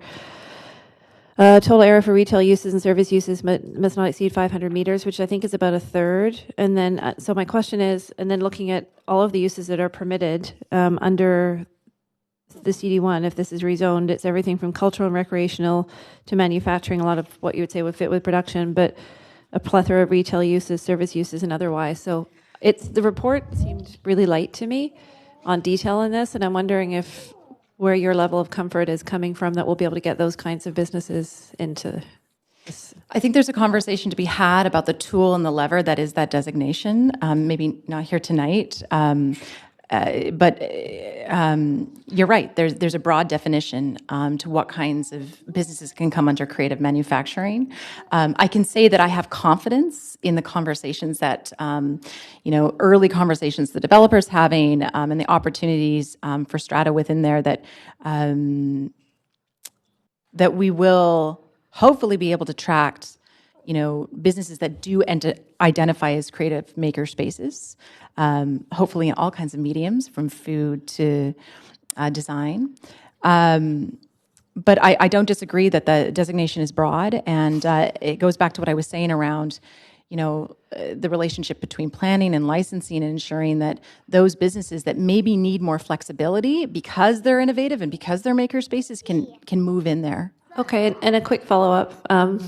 Do you think that the fact that they're strata CRUs, are you in terms of your 850 members and people are looking for that you're aware of space in that area, that would help encourage, because that gives people the ability to have some stability versus a typical rent retail scenario? Yes, it will. I mean, I'm going to say the obvious. You have to be able to afford it. Yes. And we need all kinds of business spaces in this city, and in Strathcona in particular. And so I think with regard to this particular development, they're poised to attract the kinds of businesses we want to see in the community who are contributing to the maker and creative space. Okay. Yeah, because you're right. You do have to, it doesn't lend itself necessarily to startup as somebody who has an income stream but is looking for the space that can. We need commit to all of staying. it. I mean, and this is why this work is so hard, right? I can't just come out and say, absolutely zero loss of industrial land. That blanket statement doesn't always make sense. This particular part of the community, to have, significant industrial space in there, and not maybe the creative manufacturing that we're seeing poised, it doesn't make sense anymore, right? And so this is part of the evolution of the city, and it's where we have to negotiate, I think, in our advocacy and make sure that the spaces that really make sense for industrial stay industrial, and those that can, you have to go pee? Okay. Those that, can lend themselves to the creative manufacturing space and to the emergent space. Bye. We're friends with the security guard. It's all good. Thank you. Thank you, Councillor Boyle. That it's important to just keep coming here, having these conversations, to make sure we're working with the Downtown Eastside planning team, to make sure we have relationships with the developers, and to negotiate. I just want to say you had great questions tonight. I asked a lot of the same questions myself, not just to the developers who were meeting with me, but offline to the Downtown Eastside planning team and to my board and to other business members. And we arrived at this decision. Okay, and thank you both for being here. Appreciate it. Yeah. Okay. Thank you very much. That's it for questions. Would anybody else like to speak to this application? Great. If you'd like to come forward and state your name and have up to 5 minutes. Thank you, Mayor and Council. Just want to thank you for giving me the opportunity to speak today. My name is Crystal Wiebe, and I'm here on behalf of Anhart Community Housing Society. I just want to say that's a really tough act to follow. I have two really cute kids, but you're just going to have to believe me on that one. Anyhow, I just wanted to tell you a little bit about us. I don't know if you're familiar with Anhart, but we are a registered charity in Canada, and we have a mission to prevent homelessness, to create self-sufficient communities in areas where people are living in poverty, and that is really our mission. So Anhart has been working in the Downtown East Side since 2002. At that time, we partnered with two benevolent investors who purchased two SROs with the goal of supporting the vulnerable community in that area. They didn't quite know what they were doing, so they met us and we partnered with them and began operating the buildings.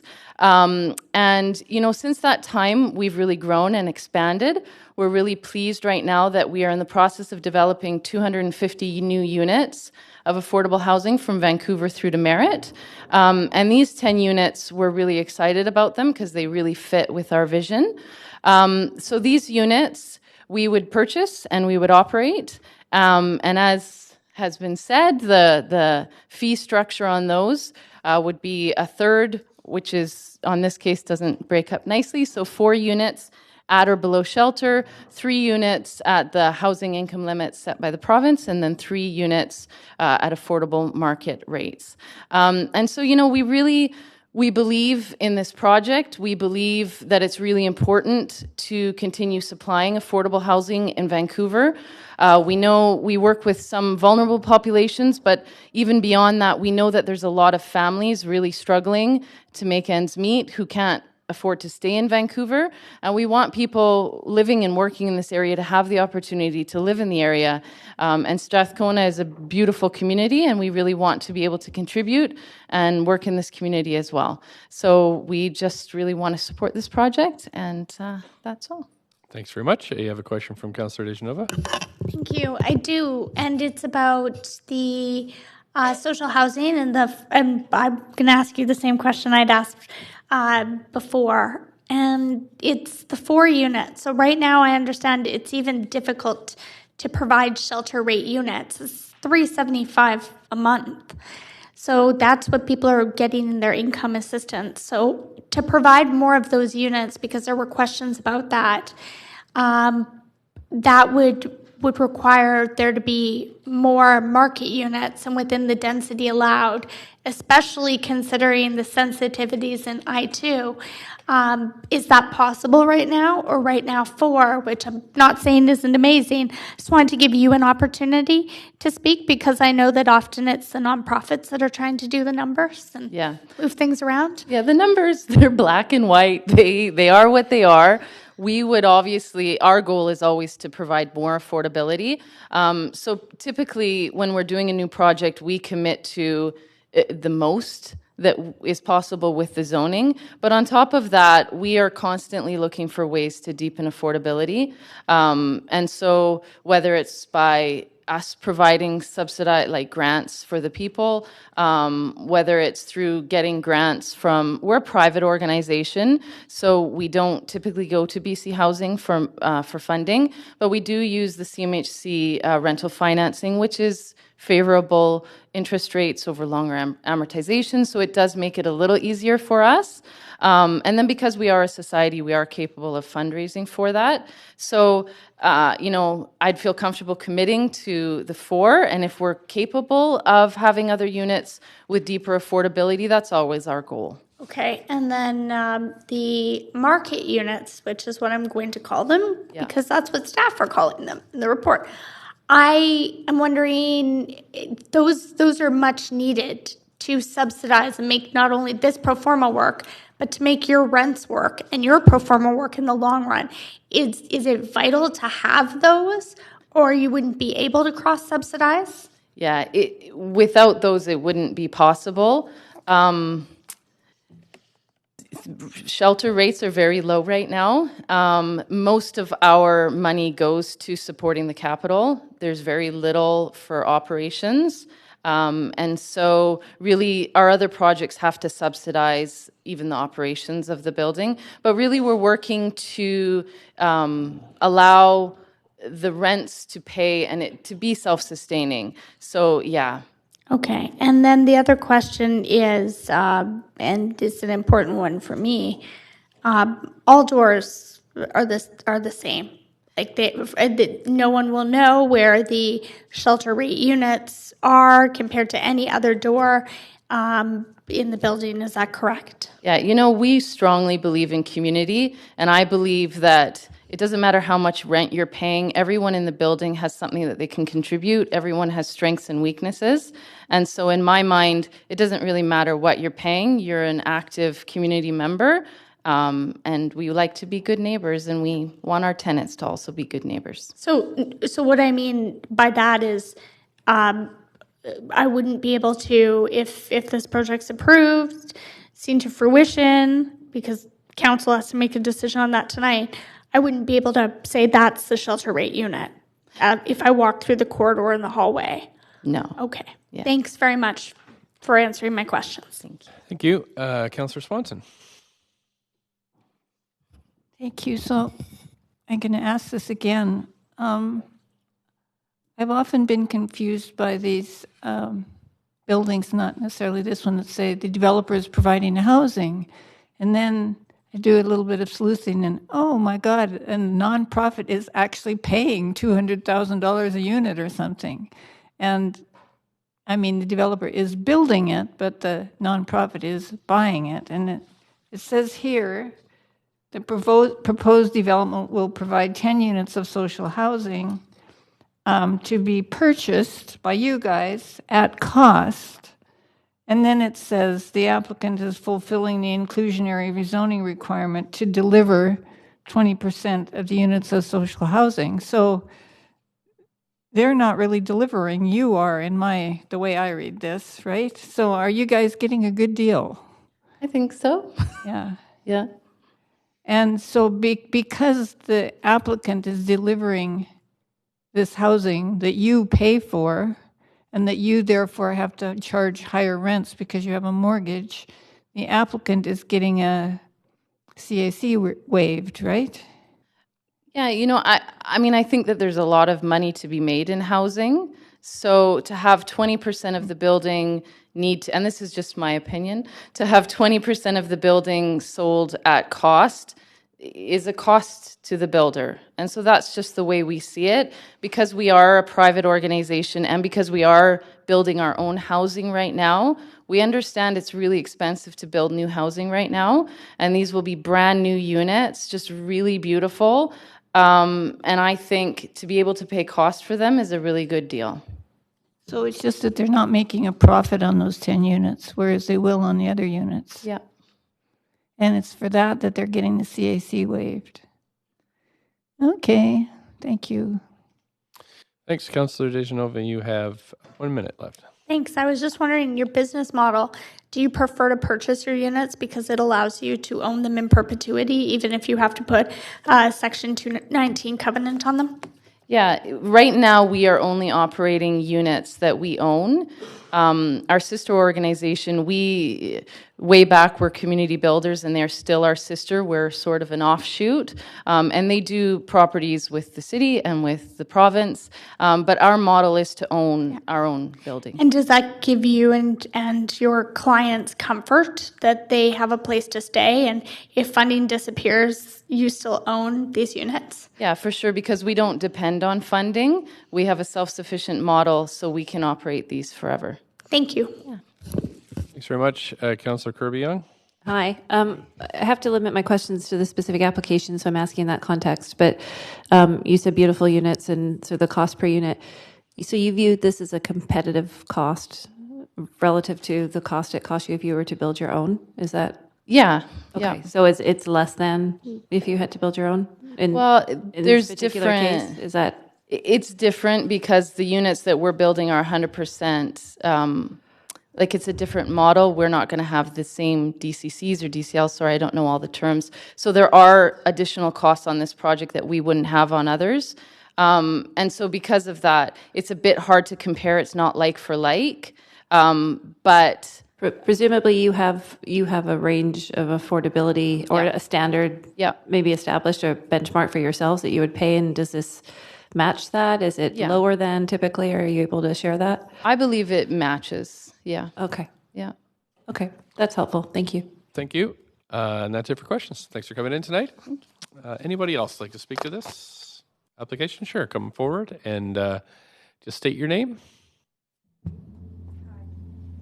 Thanks for coming in. Up to 5 minutes whenever you like. Good evening. I'm Mariana. I'm from Brazil, and I'm here to let you know about my experience right now living in one of these apartments. I came to Canada to study and work, but 2 months after I got here, my family lost a lot of money in my country, so we got scared. And I know you know that housing here, like to rent an apartment or a house here is really expensive. And we got this problem. We didn't know what we can do. And then I have a friend, she told me about Unhart, and I started to search online, and I found the website, and I applied for. I was thinking maybe I could have this opportunity, maybe not. And fortunately, I got this opportunity, and my life just changed because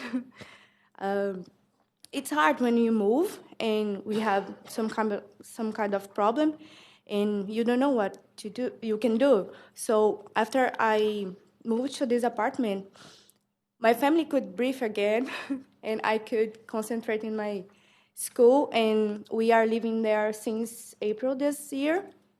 And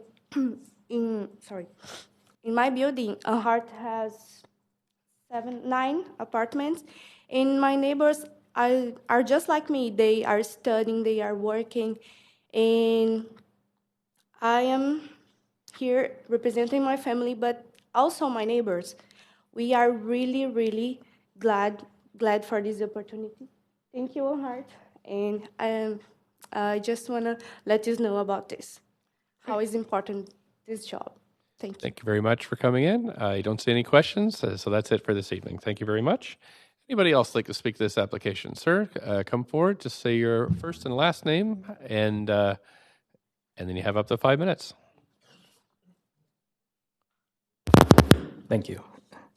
My name is Matthew Steyer. Mayor Stewart and members of council, my name is Matt Steyer. I'm a resident of East Vancouver and an urban planner. I'm here to speak in support of the project located at 1102 East Georgia. I find this project very easy to support. It adds 47 new homes on an underutilized industrial site without displacing any residents. It adds to the vibrancy of the street by introducing active ground floor commercial and light industrial uses. It's located opposite a school, near major bike and bus routes, and close to vital community services and amenities such as Strathcona Park, Raycam, and the Friendship Center. And it does all of this in a modest, neighborhood-friendly form. Most importantly, the project adds vital family housing, 81% of all units, in an integrated mix of market and social housing. As a longtime renter in the city, I look at these types of modest family-sized developments and finally see the potential for homeownership for me and my family. As a longtime resident of the city, I look to innovative, on-the-ground partnerships like these between developers, housing providers, and you, the city, to ensure that Vancouver remains diverse, inclusive, and a place we can all continue to call home. Thank you. Oh, that's nice. Thank you very much. And I don't see any questions. Oh, I've got one from Councillor Fry. Sorry, I took you off there. There we go. Councillor Fry has a question for you. Thanks. And real quick, because you're a planner and you did mention Raycam and Admiral Seymour School, which is, both are really in need of some investment and stuff. So as a planner, just when you consider the pretty significant developer cost levy that's coming out of this project, $1.4 million, and providing some great social housing amenities and family housing, do you feel that those DCLs might be targeted a bit more locally than just citywide?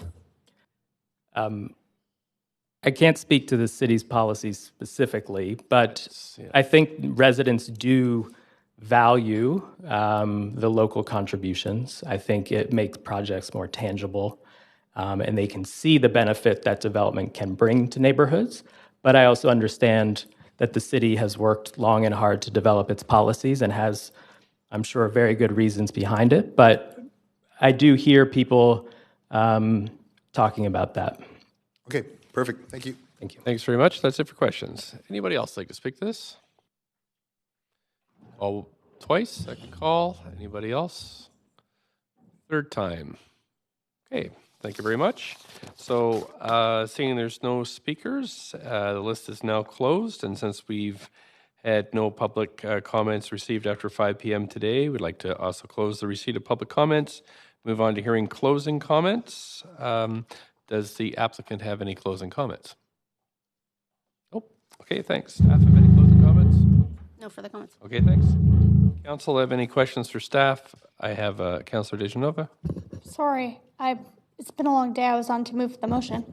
Okay. But I don't have any questions for staff. Okay, thanks. Councillor Kirby-Young. Hi, I do have one. You'll probably guess the topic. I just want clarity, and I'm looking at Appendix A, page 3 of 5. And I just want to clarify in my head the total amount of square footage for the retail space and that allocated to office versus retail, because I just want to be sure, and I'm looking at sort of section 5.2. So can you just recap that for me so I'm clear? The total proposed commercial space is 1,900 square meters. 1,900? Yeah, as of the rezoning. So moving into the development permit stage, there may be some slight adjustments to that overall number. What they are proposing right now is 1,900 square meters of commercial space. And of that, A cap of 500 square meters can be retail or service use, and as well 50% of the total gross floor area. So about, looking at the math, half of the 1,900 can be office use. 950? Yeah. So 950 square meters can be office. And then what is the other? So that's 1,450. What's the other 450? Any other use that would be. So basically, if they're coming in with office, they would be capped, and then it would have to be, the other uses would have to be manufacturing. Okay, so retail is capped, so that 450 could be the production, Right. the other industrial. Okay, so you could have a comparable amount that is to retail that could be production space. Right. So that's what the intent was, to try to capture that, to ensure that there were production light industrial uses on site. Okay, that helps to give me some clarity around the mechanism for how that would, approving this would drive specific uses of the space. Thank you. Thanks. Councillor DeGenova? I was prepared to move the motion. Great. Okay. We have a seconder. Councillor Hardwick, thank you. Is there any debate? If there is, I just wanted to speak briefly to it, okay. if I may. First of all, I would like to thank staff. I was really thrilled in reading the report to see the shelter rate units, and also want to thank the applicant. I think that it's really important that we're also looking at the value here of a nonprofit that's willing to take this on, that's able to do this, and looking at different ways of affordable home ownership also, and integrating people who have different income levels. And I really think that that's important, especially in the downtown East Side plan. Kudos to all of you for being able to make this work in I-2. I know that that's very difficult. And I'm also looking forward to seeing ways that maybe affordable home ownership can be explored, either through different programs, or right now I see that, these units may be affordable to people who are looking in the city of Vancouver for housing. We, have looked at, I've been definitely looking across the housing spectrum at everything from shelter rate housing, which is very much needed, to housing for the missing middle, or people who make great money on paper but still can't afford to live in the city of Vancouver. And I think that it's important that we're offering more housing and more options for them. I'm also excited about the vibrance of the space, and hearing from the speakers tonight from Anhart about how they'll be able to make this work, and also hearing from the BIA support in that area, not only for space for local business, but I also think about the residents that will add to the community and neighborhood of this area. So I'm very happy to support this, and just really want to say thank you for bringing forward a project that fits within the sometimes very difficult parameters, but important parameters of the sensitive Downtown East Side plan. Thanks. You, Councillor Kirby-Young? Yeah, just very quick closing comments. I struggled with this one a little bit just because I'm seeing so many applications that come through that say convert I-2 industrial, and which worries me in terms of losing a lot of that space, especially for city serving businesses in the city. And I always look at it with this lens. I didn't have the confidence as we went through the questions that we would end up with the vision for the type of uses in that space. I have a bit more now, having gotten some of the answers from staff on the allocation of the 1,900 square meters of commercial space and the breakdown between office retail, but sort of a third to the other uses roughly. So I'm cautiously optimistic and appreciate hearing very much from the BIA in the area. And so listening to community feedback, that gives me some comfort to see, and hopefully that this one will come to fruition and we will really see that. And I just want to express for the record that that's really my hope, is that we're trying to bring in some variety and some character in our neighborhoods and serve some of the other uses that really do make strong communities. So I really appreciate that. I think that's the intent. and the vision coming from the applicant, but I'm really hopeful that we can see that through because it could be a great model and a demonstration of that. So I'm going to support it with cautious optimism, looking at that component because it does also provide much needed housing, does provide some refresh and services and amenities in the area, and it does provide a social component on the housing as well. But I just want to kind of share that for the record because I'm seeing a slew of I2 conversions come through. So I'm hopeful that it will serve intended purpose to keep the spirit of the I2 use into something that is not just simply traditional retail, if you will. Thank you. Thank you. Councillor Swanson. Yeah. I don't really like the idea of this project. It's going to be more, Strathcona is already getting gentrified, and this is going to be more gentrification of Strathcona. I mean, it's hard for me to turn down 4 shelter rate units. But the thing that I think is most significant about this project is it shows that if we had a real policy of building non-market housing, we could come up with a lot more affordability.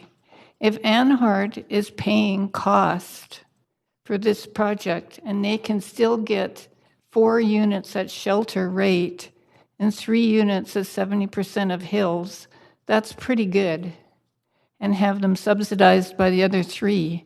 And if this were non-market housing, we could be getting cheaper financing. Maybe we could be getting cheaper land, and of course no profit, which I guess is the deal that Anhart is getting, no profit since it's at cost.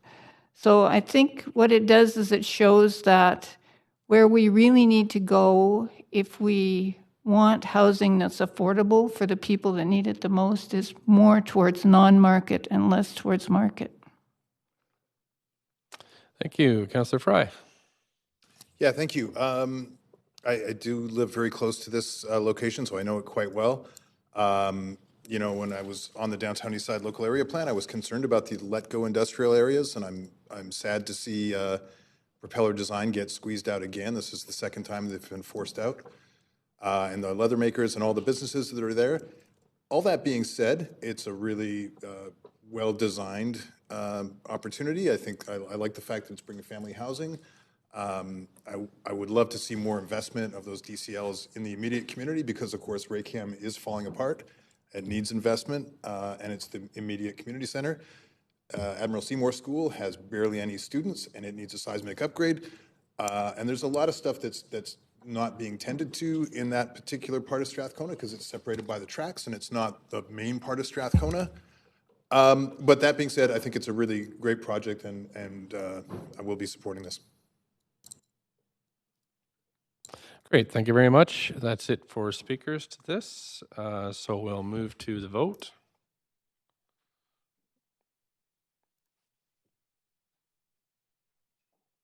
Councillor Swanson.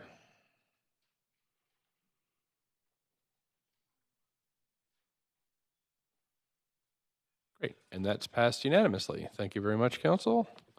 On to our final rezoning of the evening, which is the 1940 Main Street. If the clerk can read the application.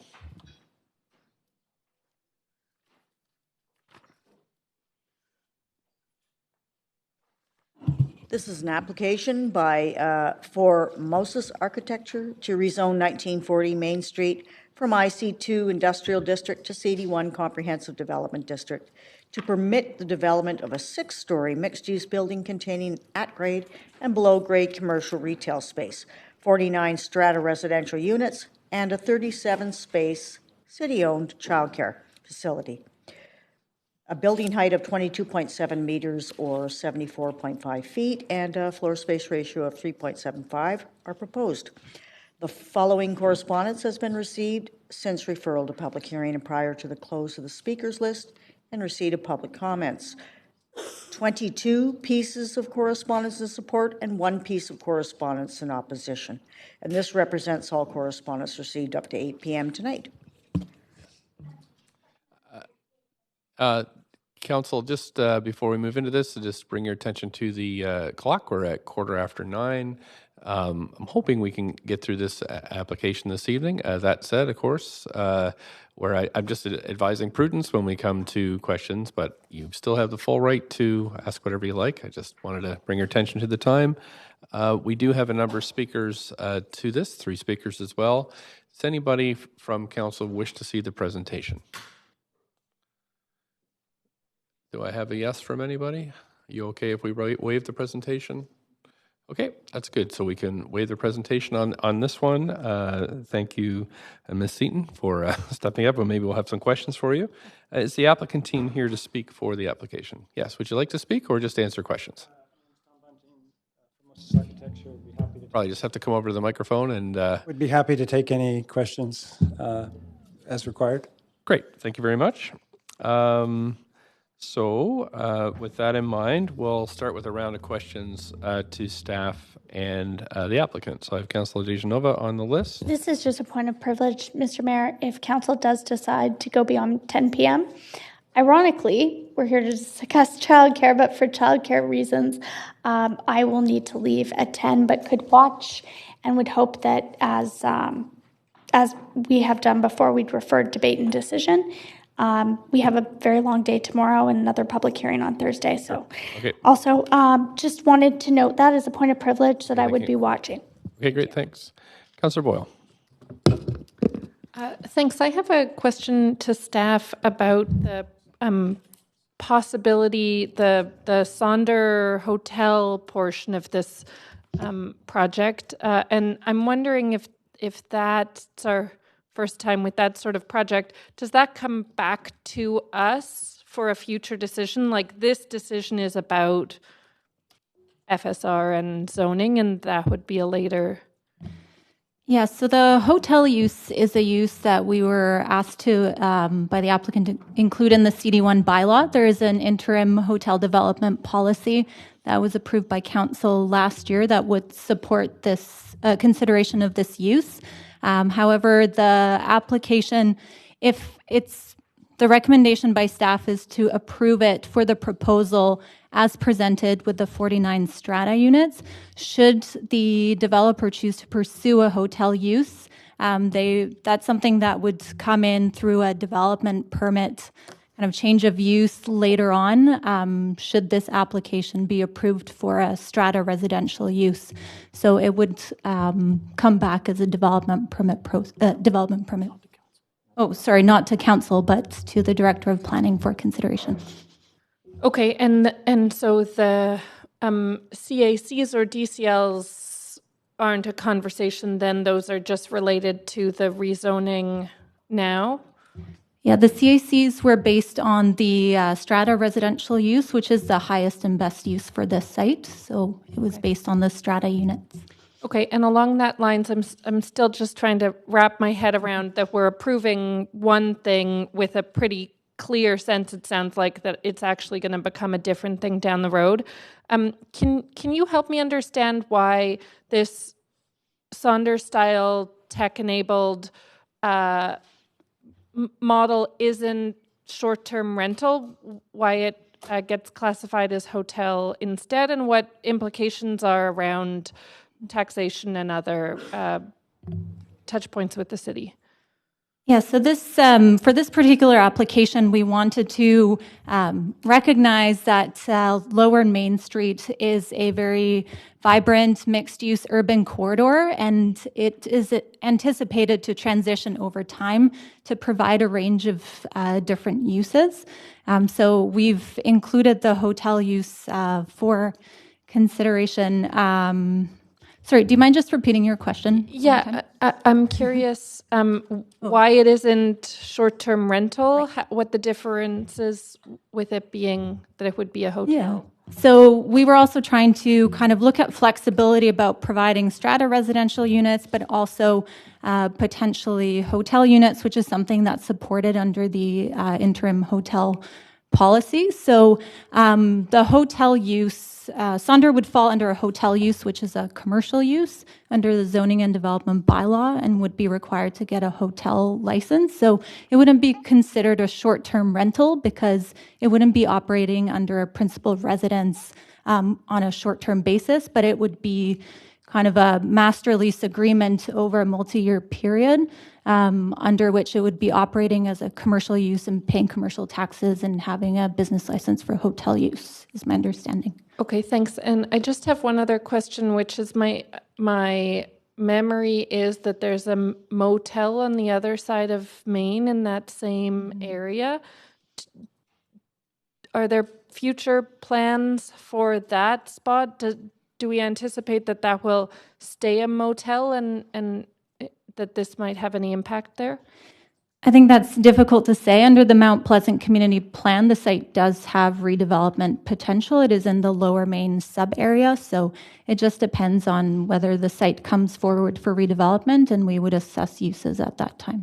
Okay, but that site could become hotel or other commercial residential? The intent is for a sort of mixed-use development, I believe up to 6 stories and a comparable FSR. Okay, thanks. That's all. Thank you for answering those. Thank you. Councillor Swanson. Yeah, I'm not big on strata, but I'm big on childcare, so. But what's bugging me is the being able to convert to a hotel without coming to council, and especially a tech-enabled hotel where workers are contractors rather than employees. That's a big problem for me. Is there some way we could make it so that before it were a hotel, it would have to come back to council?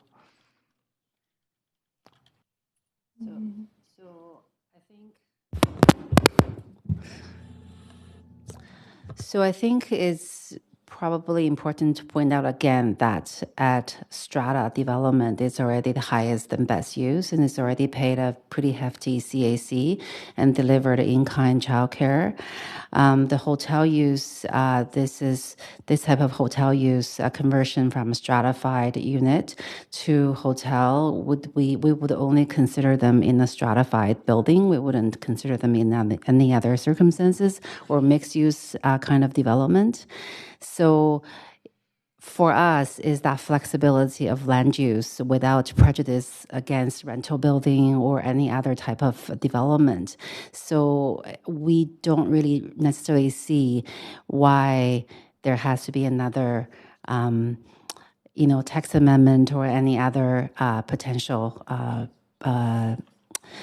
rezoning approval for this application, but certainly if council wanted to have that extra layer of control, we would have to delete the hotel use from the CD1 and then have that come back as a text amendment. Thanks. Okay, on to Councillor Dominato. Thank you. Yeah, I have a question for staff, just following up on the questions around the hotel use. I was noting that essentially it would enable portion or all of the strata residential units. And so if we were to support this evening, we don't have any sense of how many of those units would be used for hotel use. It'd be up to... Yeah, it would be up to the owner developer to determine that. They have kind of stated that it could be a portion or a whole part of the building, but the applicant team is here as well to answer questions. Maybe I should if you'd like. The applicant. I'm just curious. I think it's a really interesting proposal, but maybe the applicant could speak to that. So maybe what you have in mind, if you're thinking of a mix of both the strata and hotel or all hotel. Sure. Vanita Lum, Port Living. Nice to meet you. Sorry. The intent is to have the entire strata, all the strata lots, be used under Sonder. Under the interim hotel development policy, the intent of switching over these units as temporary hotels was to actually have either a floor by floor and not have that mixed within residential units as well. So our intent is to actually have all of the strata units as hotel units. Okay, that's helpful. I was going to say, I'm going to leave it there for now. Thank you. Thank you, Councillor Kirby-Yung. Thank you. I'll switch up the questions for a minute. Looking at page 7 of the report, as it speaks to the height and view cone, and I believe it says that this is a higher, the height is slightly higher than what is outlined within the community plan. Can you advise what the allowed height is in the community plan, first component? So the community plan says approximately 65 feet, but the way that height is measured in this case, there's actually an 8.5-foot slope on the site. So if you measure it from the lowest point of the site to the highest point of the building, that's why the building is higher, because of the sloping condition. And so that's the reason why we kind of look at the worst in terms of policy around view cones, and I know there's some figures referenced in here, but what would we be impeding the view cone, and by how much? And in what scenario can we waive policy on that? No, there's absolutely no intent to go into the view cone. We even made sure to include that in the CD1 bylaw. The view cone was used to develop the heights in the Mount Pleasant Community Plan, and that's why there's the approximate height of about 6 stories to ensure that it's not going into the view cone. So through the CD1 so bylaw. Put it another way, you looked at the characteristics of the site, and although the building is higher, fair to say it's not impeding the view cone. Correct. Okay. That is really helpful. And then on the childcare piece, which I know is delivered and indicates it would be a city-owned asset? It would be, yes. And then the city would go through its, once built, presumably normal procedure of looking potentially for a nonprofit operating partner? That's correct, yes. Okay, thank you very much. Thank you, Councillor Dejanova. Thanks so much. With all of this deliberation about hotel space and Lower Main Street, I am reminded of the need for potential hotel space in this area, as council has approved a portion of the rezoning for St. Paul's Hospital, and knowing that people will need a place to stay nearby, I'm just wondering if staff considered that in looking at the community and the area and the needs. I certainly know that people travel far and wide across the province, across the country, from other places to visit St. Paul's Hospital, and we've heard that quite recently. Mm-hmm. So I'm just wondering if there's if staff have considered the service that Sonder, this model, might provide to people who did need that type of hotel, but also having like the kitchenette style, or having a place to prepare food at maybe a lower rate than some of the other boutique hotels.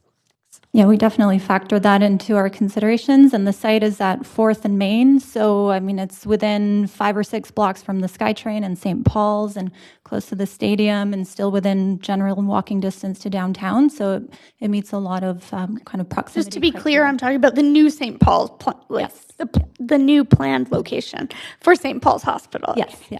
So there's that consideration with childcare. How does this help us meet our goal of more childcare spaces in the city? Yeah, so it was actually one of the slides that I had in the presentation where I was providing an update on the public benefits strategy and public benefits achieved in the neighborhood so far. And we have secured kind of park space. We've secured some social and rental housing, some capital grants for cultural associations and societies, but this is the first childcare that we are securing in Mount Pleasant since the plan was approved in 2010. So it really helps to meet a very critical shortfall of childcare spaces in this neighborhood and the city more broadly.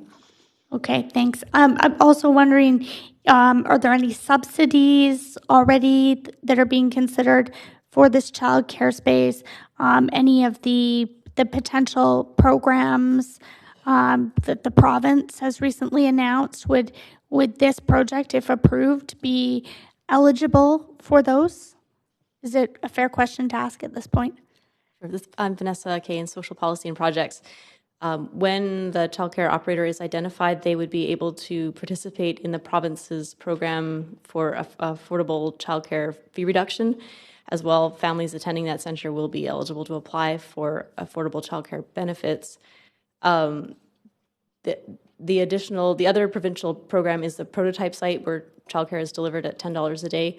That it's not clear how that will be rolled out, but the center would be as eligible as any. Great, thanks for confirming that.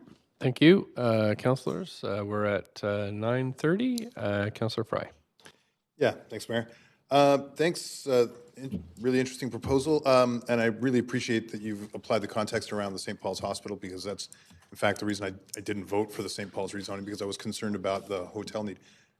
49 units. How close are we to the kind of anticipated need, and where are we at for targets for hotel need across the city?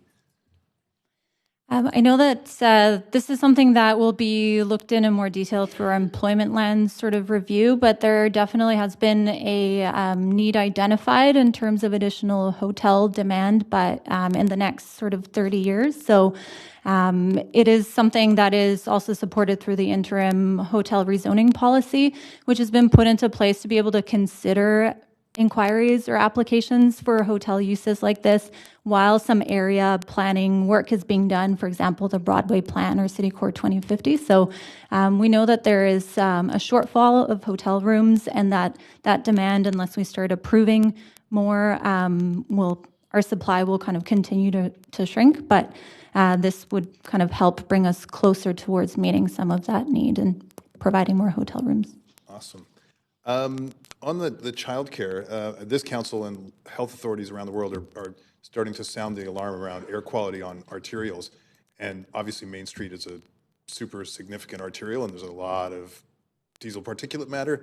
And I appreciate that the childcare appears to be on the alley side. Are there any other concerns about, and obviously childcare needs outdoor space, that's part of the prerequisite for any childcare. Do we have any concerns around air quality and exposure of diesel particulate matter to children? And are we doing all we can to mitigate that? Sure. We've been working with Coastal Health to advise on the design so far. So as you identified, locating the outdoor area away from Main Street and sheltered from those main traffic impacts is a key consideration. Other design considerations to help mitigate will be the 8-foot tall fencing around the center and plantings within the center. Okay, so still a work in progress, though? Is that going to be enough? I've been led to believe that there's a pretty significant cancer corridor, they call them, around arterials. And it is an ongoing concern. We've been working closely with Coastal Health around their best guidance for childcare on arterials. There isn't a directive on exactly how close it can be or exactly what you can do to mitigate, but we're doing our best within the location. It's been a real challenge to find suitable sites for childcare in this area. So at this time, both Coastal Health and the city are continuing to pursue childcares on arterials where they can have those kinds of design mitigations. Okay, thank you. Great, Councillor Bly. Thank you very much. And yeah, questions for me are first of all to do with remediation of the site. I'm just curious. I know on there right now there's a mechanics and it's been an industrial site, and just curious what the state of remediation is. Yeah, so there will, based on staff review, there would be a remediation agreement that's required, and that's something that the applicant will have to meet the conditions around prior to getting enactment for their CD1 bylaw. Okay, great, thank you. My other question is around parking. It seems like there is a high number of parking spots required with this application. I wonder, do we factor in, of course, there's childcare, there's the commercial, and then residential, but how did we come to 112 spots?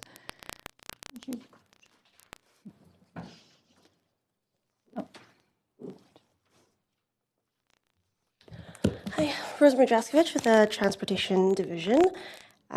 So the proposal is complying with the parking bylaw requirements by providing the minimum number of required residential and commercial parking stalls.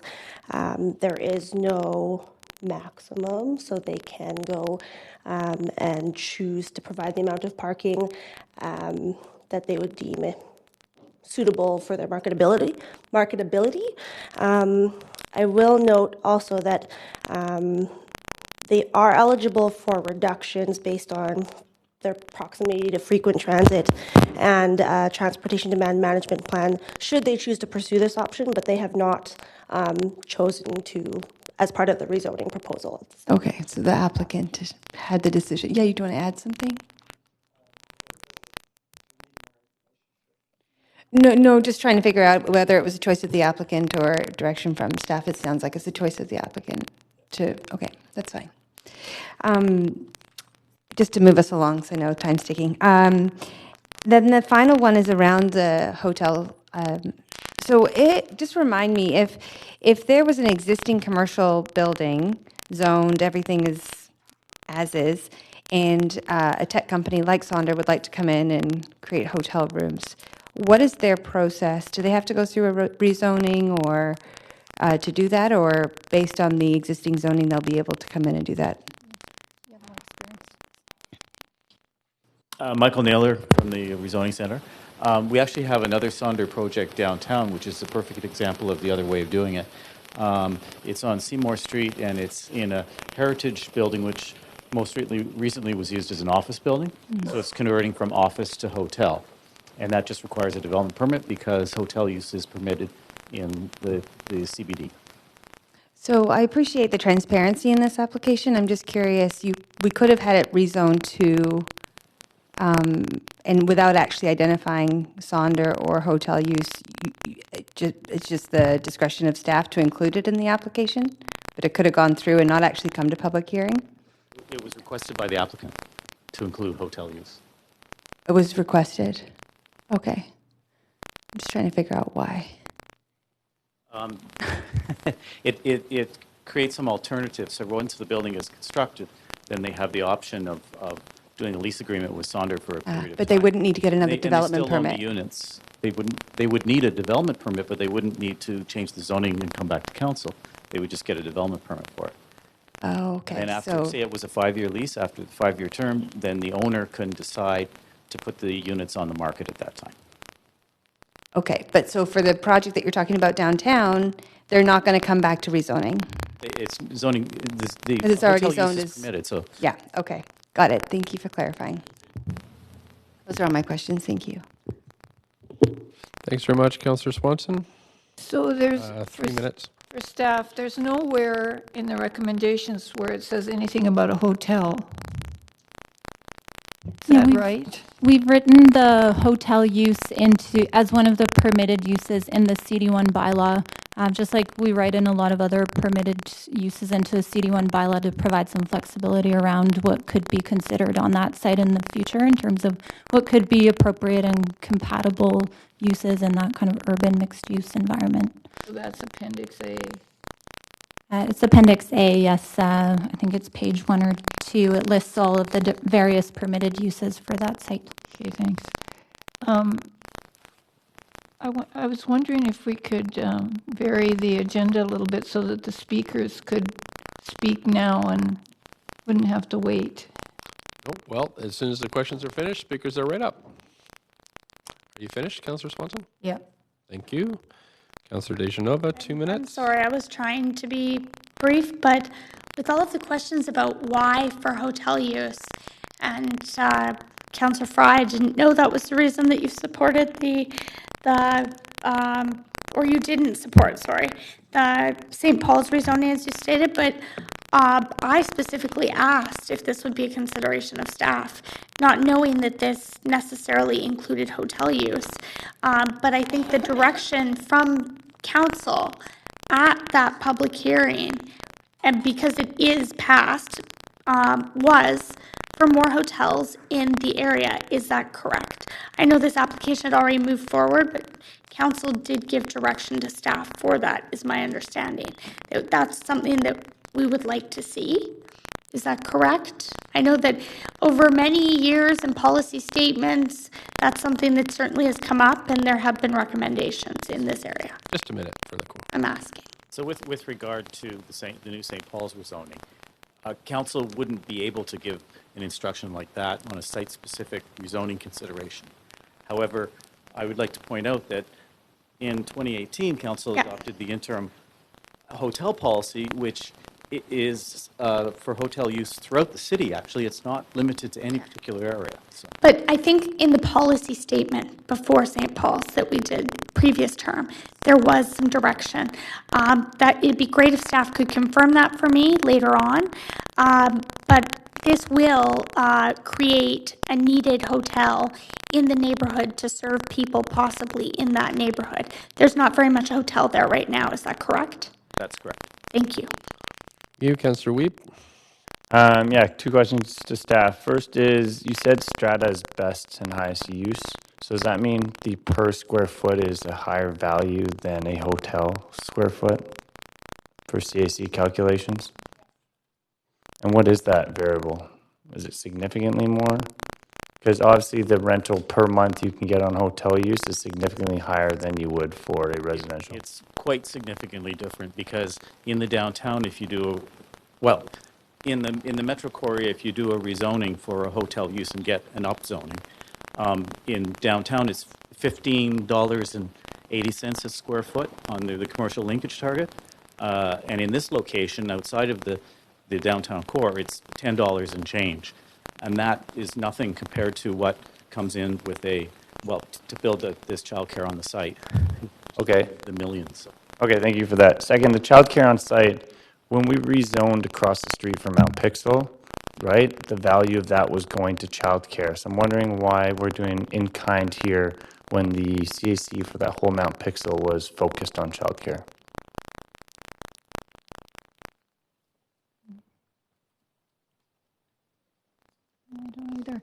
I mean, from our review, this is the first in-kind childcare that's being delivered since the plan was approved in 2010. So not quite sure what happened on the other site, but I can confirm that this is the first childcare that is now coming to council and being secured as a public benefit in the neighborhood.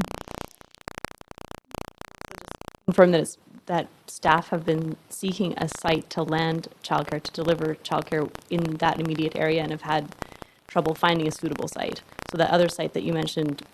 Yeah, well, I guess the whole rezoning of that site, the only deliverable, the only community amenity that was delivered was supposed childcare funding for a childcare space in the vicinity. So it's interesting that that funding is not being utilized here, and I'm just wondering what that funding will be used, or we're looking for another childcare site in the immediate area. And what is the need for childcare in that plot? The need for childcare in the Mount Pleasant area is significant, and there's not only significant unmet need, but ongoing unmet targets in the Mount Pleasant plan for childcare. So staff will continue to seek further sites in the immediate area to deliver more childcare to meet that deficit and those targets.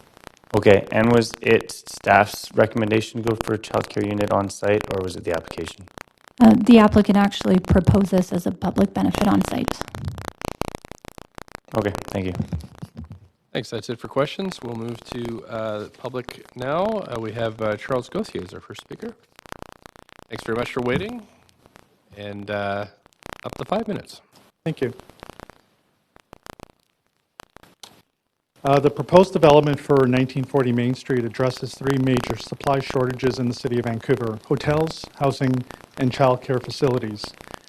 Each play an important role in the economic success of the region.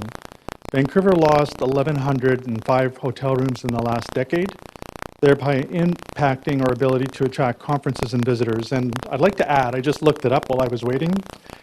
Four Seasons is closing in January of 2020. Clock is ticking. We're going to lose another 372 rooms.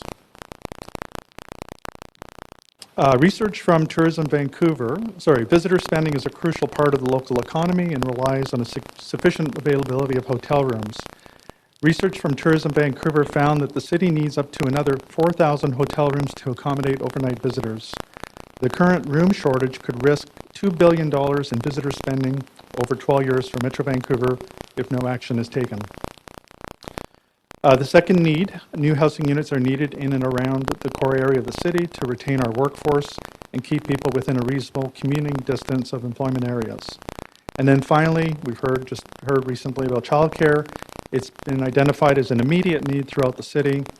In the downtown area, the wait list for childcare has exceeded 1,500, and it can take up to 3 years to secure a childcare spot, according to the Vancouver Society of Children's Centers.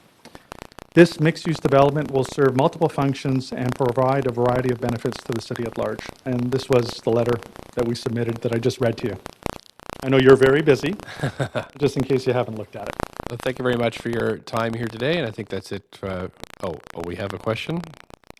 I just wanted to know if you felt that although on Main Street, that outside of the downtown core, there's a need for hotel space specifically for St. Paul's Hospital. I know that you're an advocate of more hotel space in the city, and I was listening to your comments just outside the door.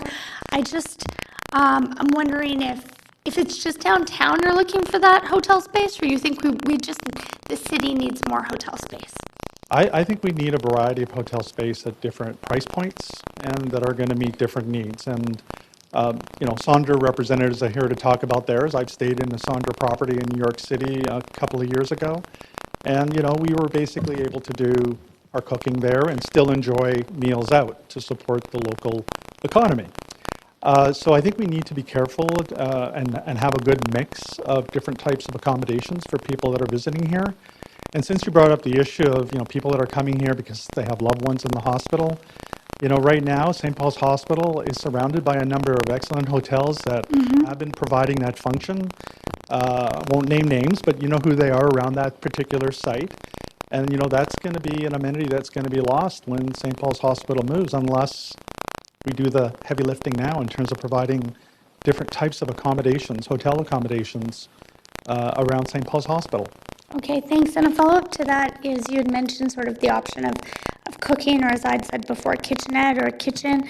I mean, we can talk about it's nice to go out and support the local businesses and economy, but it also just may be the difference between being able to afford to stay down here with a loved one and not. So do you think that, especially for that kind of model near the hospital, a boutique hotel, great, but this may provide much needed resources to people who have to be here longer term?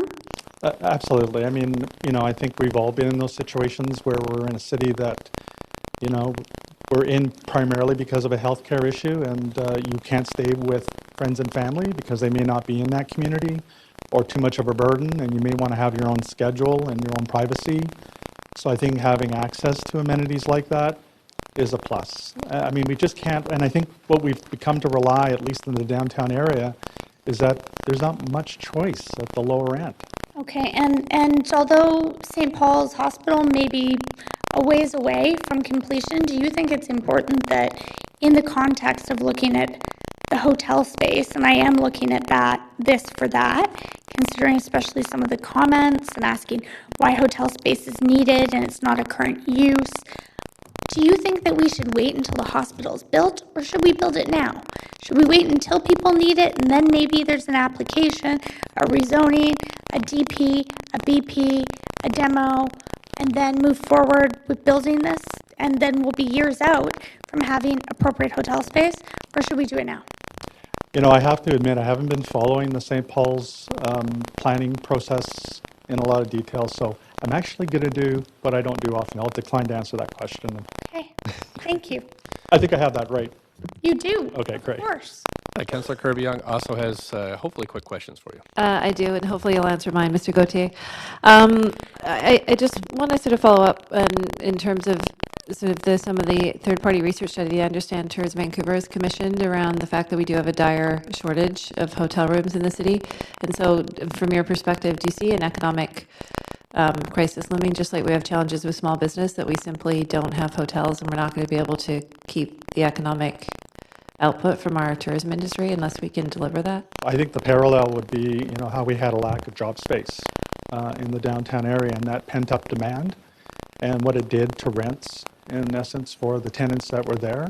Because our hotel rates are also becoming increasingly expensive because of that. It's the same analogy. Yeah, I think, we're heading down that same particular course, and as I stated in my remarks, and it's in the letter, I think we risk losing a lot of business down the road if we don't start to chip away at this.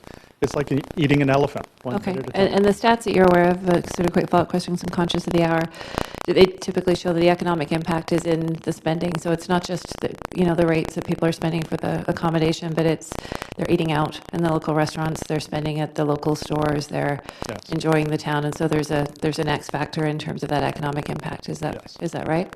Yeah, and I don't have those numbers with me, but there was a study that showed that tourists do spend more than residents when they're obviously on vacation or here Yeah. on other business. I think it's around $350 per day on average for a convention delegate. Is that right? That sounds about right. And more than a couple $100 for a leisure visitor. Yeah, and I think for Does that Main sound right? Street and for the Mount Pleasant area, this would be a great addition, and I believe the Mount Pleasant BIA has sent a letter in support as well. Okay, great. Thank you very much. Thanks for being here. Thank you. Thanks very much, and that's it for questions. Council, before we move on to the next speaker, we might as well clear up the rest of the time remaining this evening. I think we can do this myself, so I was wondering if we could move to have an extension past 10 to move to debate and decision after hearing from speakers. Okay, so we have a motion on the floor. We have a seconder for that. Thank you. All in favor?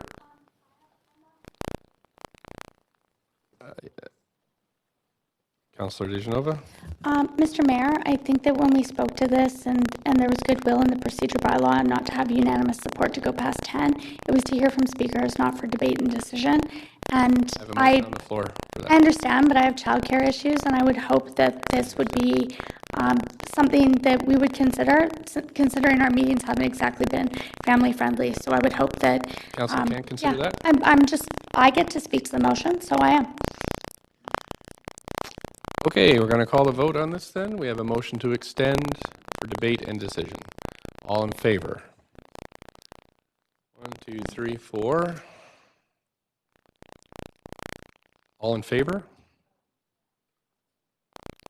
All in favor. Hands up. We can call a yes. No. No. All in favor. Okay, we'll have a recorded vote since we're not going there. We'll have a recorded vote. All in favor of the motion that's on the floor to extend past 10 o'clock for debate and decision. If you could please vote now on the voting queue.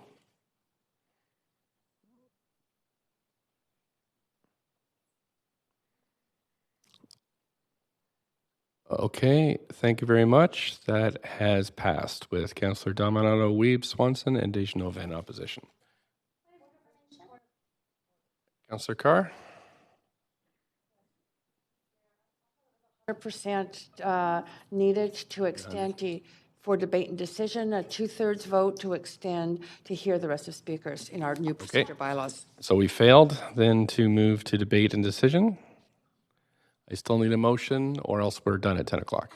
Motion, I'd be moving motion to extend the meeting to hear from the remaining speakers and refer debate and decision to tomorrow? Tomorrow. Okay.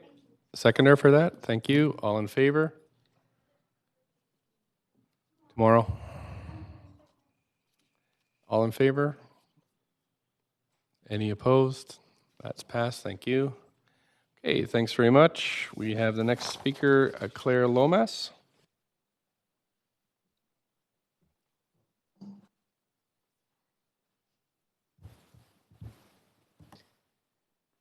Hi, thanks for coming in. You have up to 5 minutes. Hi. I probably won't use my full 5 minutes tonight. I'm tired like you guys are. I've been up since 5 and got to get up again at 5 tomorrow. And to be totally honest, you've already asked a lot of questions that I have about this rezoning application. It's mostly focused around the hotel use and whether or not that's commercial, short-term rental, because we know that short-term rentals generate 200 to 300% more income than a long-term rent tenant. So this rezoning is converting industrial land to mixed zone. So we've got that loss of industrial land. My mechanic is in that corner of the city there. Sorry, I've got a bit of a cold, which is why I'm congested right now. And personally, I saw the effect of that loss of industrial space last year when my vehicle broke down and I was unable to get it booked in for repair. I actually had to try and get it taken care of in Richmond because they were only doing tire installation. Anyways, I'm going off on a bit of a tangent here. I would be more supportive of this rezoning if all of the stuff relating to the hotel was taken out. I find it a bit disturbing that the rezoning is going to happen and then this isn't going to come back for council to debate on in the future. There seems to be a lot of questions from council. It's not that I don't appreciate that there's a need for hotel space, but we need to be evaluating hotel space as hotel space, not as residential space. I agree that the need for childcare is incredibly important. But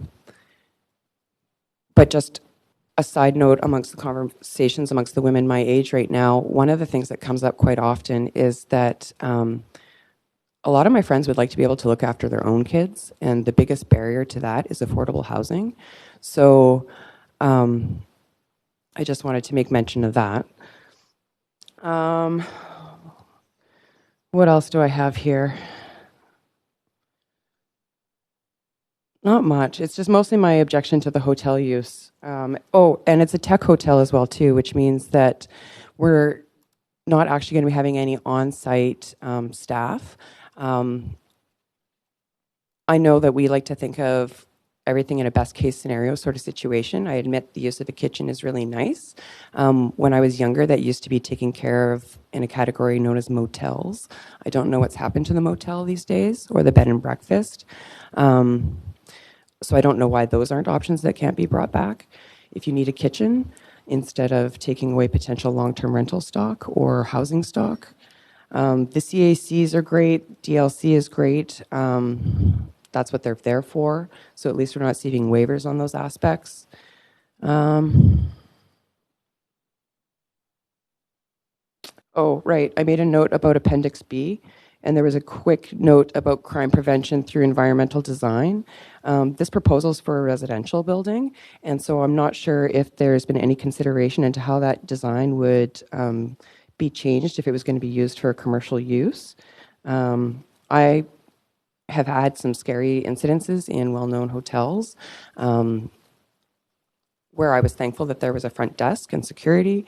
So it would be nice to have those sorts of things remain on site and have the bar raised instead of lowered when it comes to those sorts of things.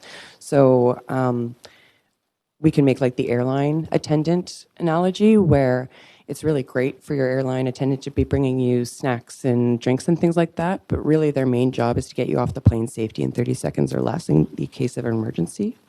So I'm just really concerned about the blurring of residential and hotel use, and I think that there should be some distinction between that. And that's my last 50 seconds, so I'll end it there. Thanks very much. And we don't have any questions for you, but thank you for staying and presenting your point of view this evening. Last speaker on the list is Michelle Travis.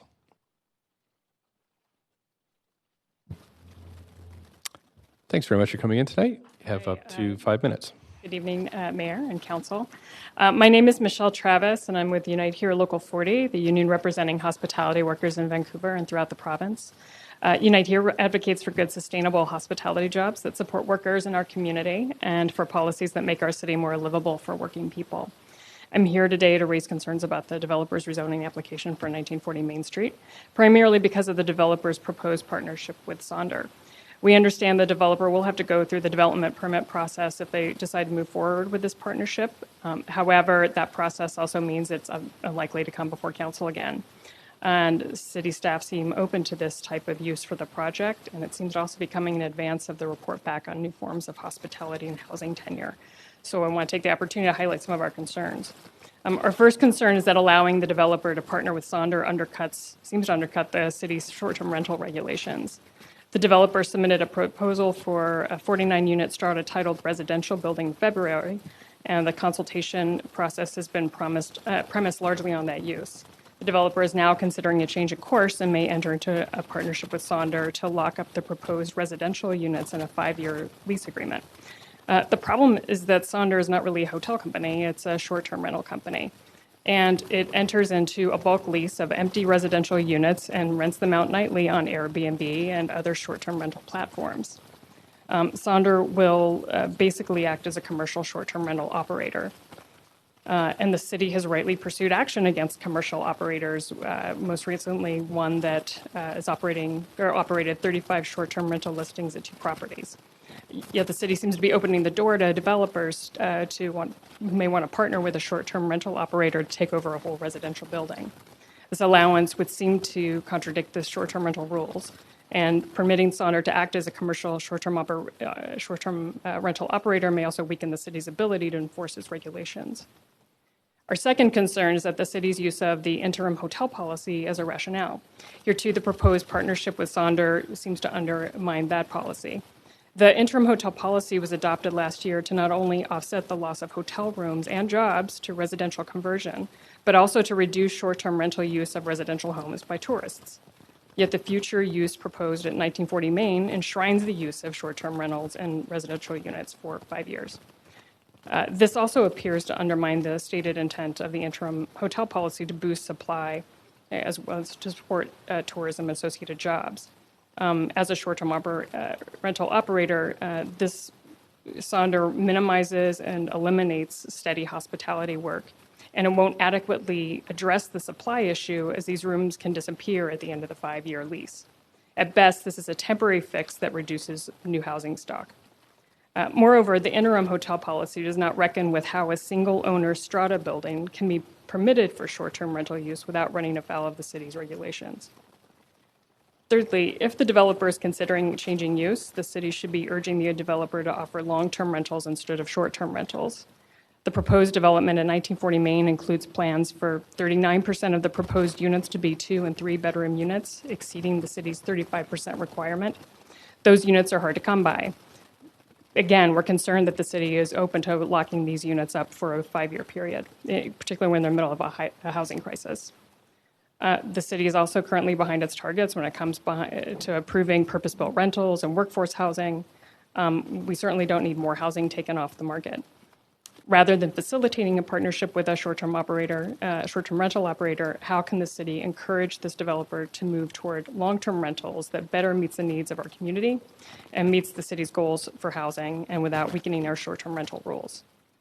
In closing, we would like council to discourage this partnership with the short-term rental operator, and if it's going to be configured in this way with Sonder, delete use from this particular project. We would also want council to ensure that the interim hotel policy is tied to actual job creation and tourism.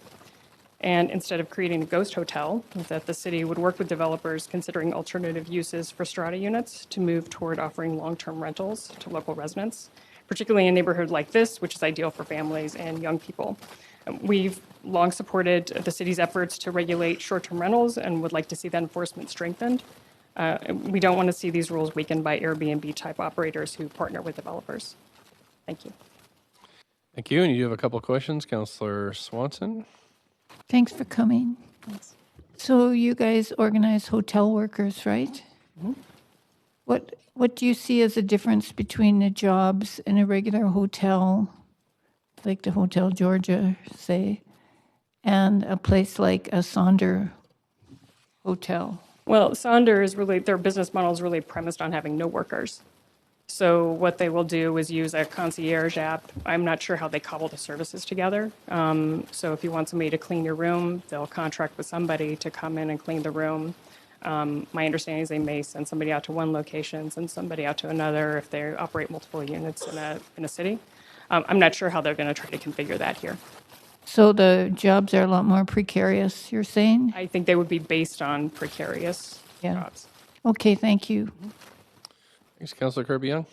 Hi, Ms. Travis. Thanks for being here. I know it's a long day.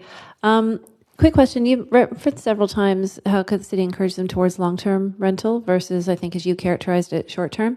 But I just wanted to clarify that you're aware this application is not for rental residential if the applicant chooses not to go with Sonder, but it's actually for strata. So it's for sale condos, not rental. Because you'd mentioned rental several times. I just wanted to clarify. I do understand. I think the point I'm trying to make is if the developer is going to change the use from putting these on the market as condos and then turn it into a short-term rental building, then we would want to see the city come back and say, well, if you're going to have these units, why not put them on the market for rental for some period of time?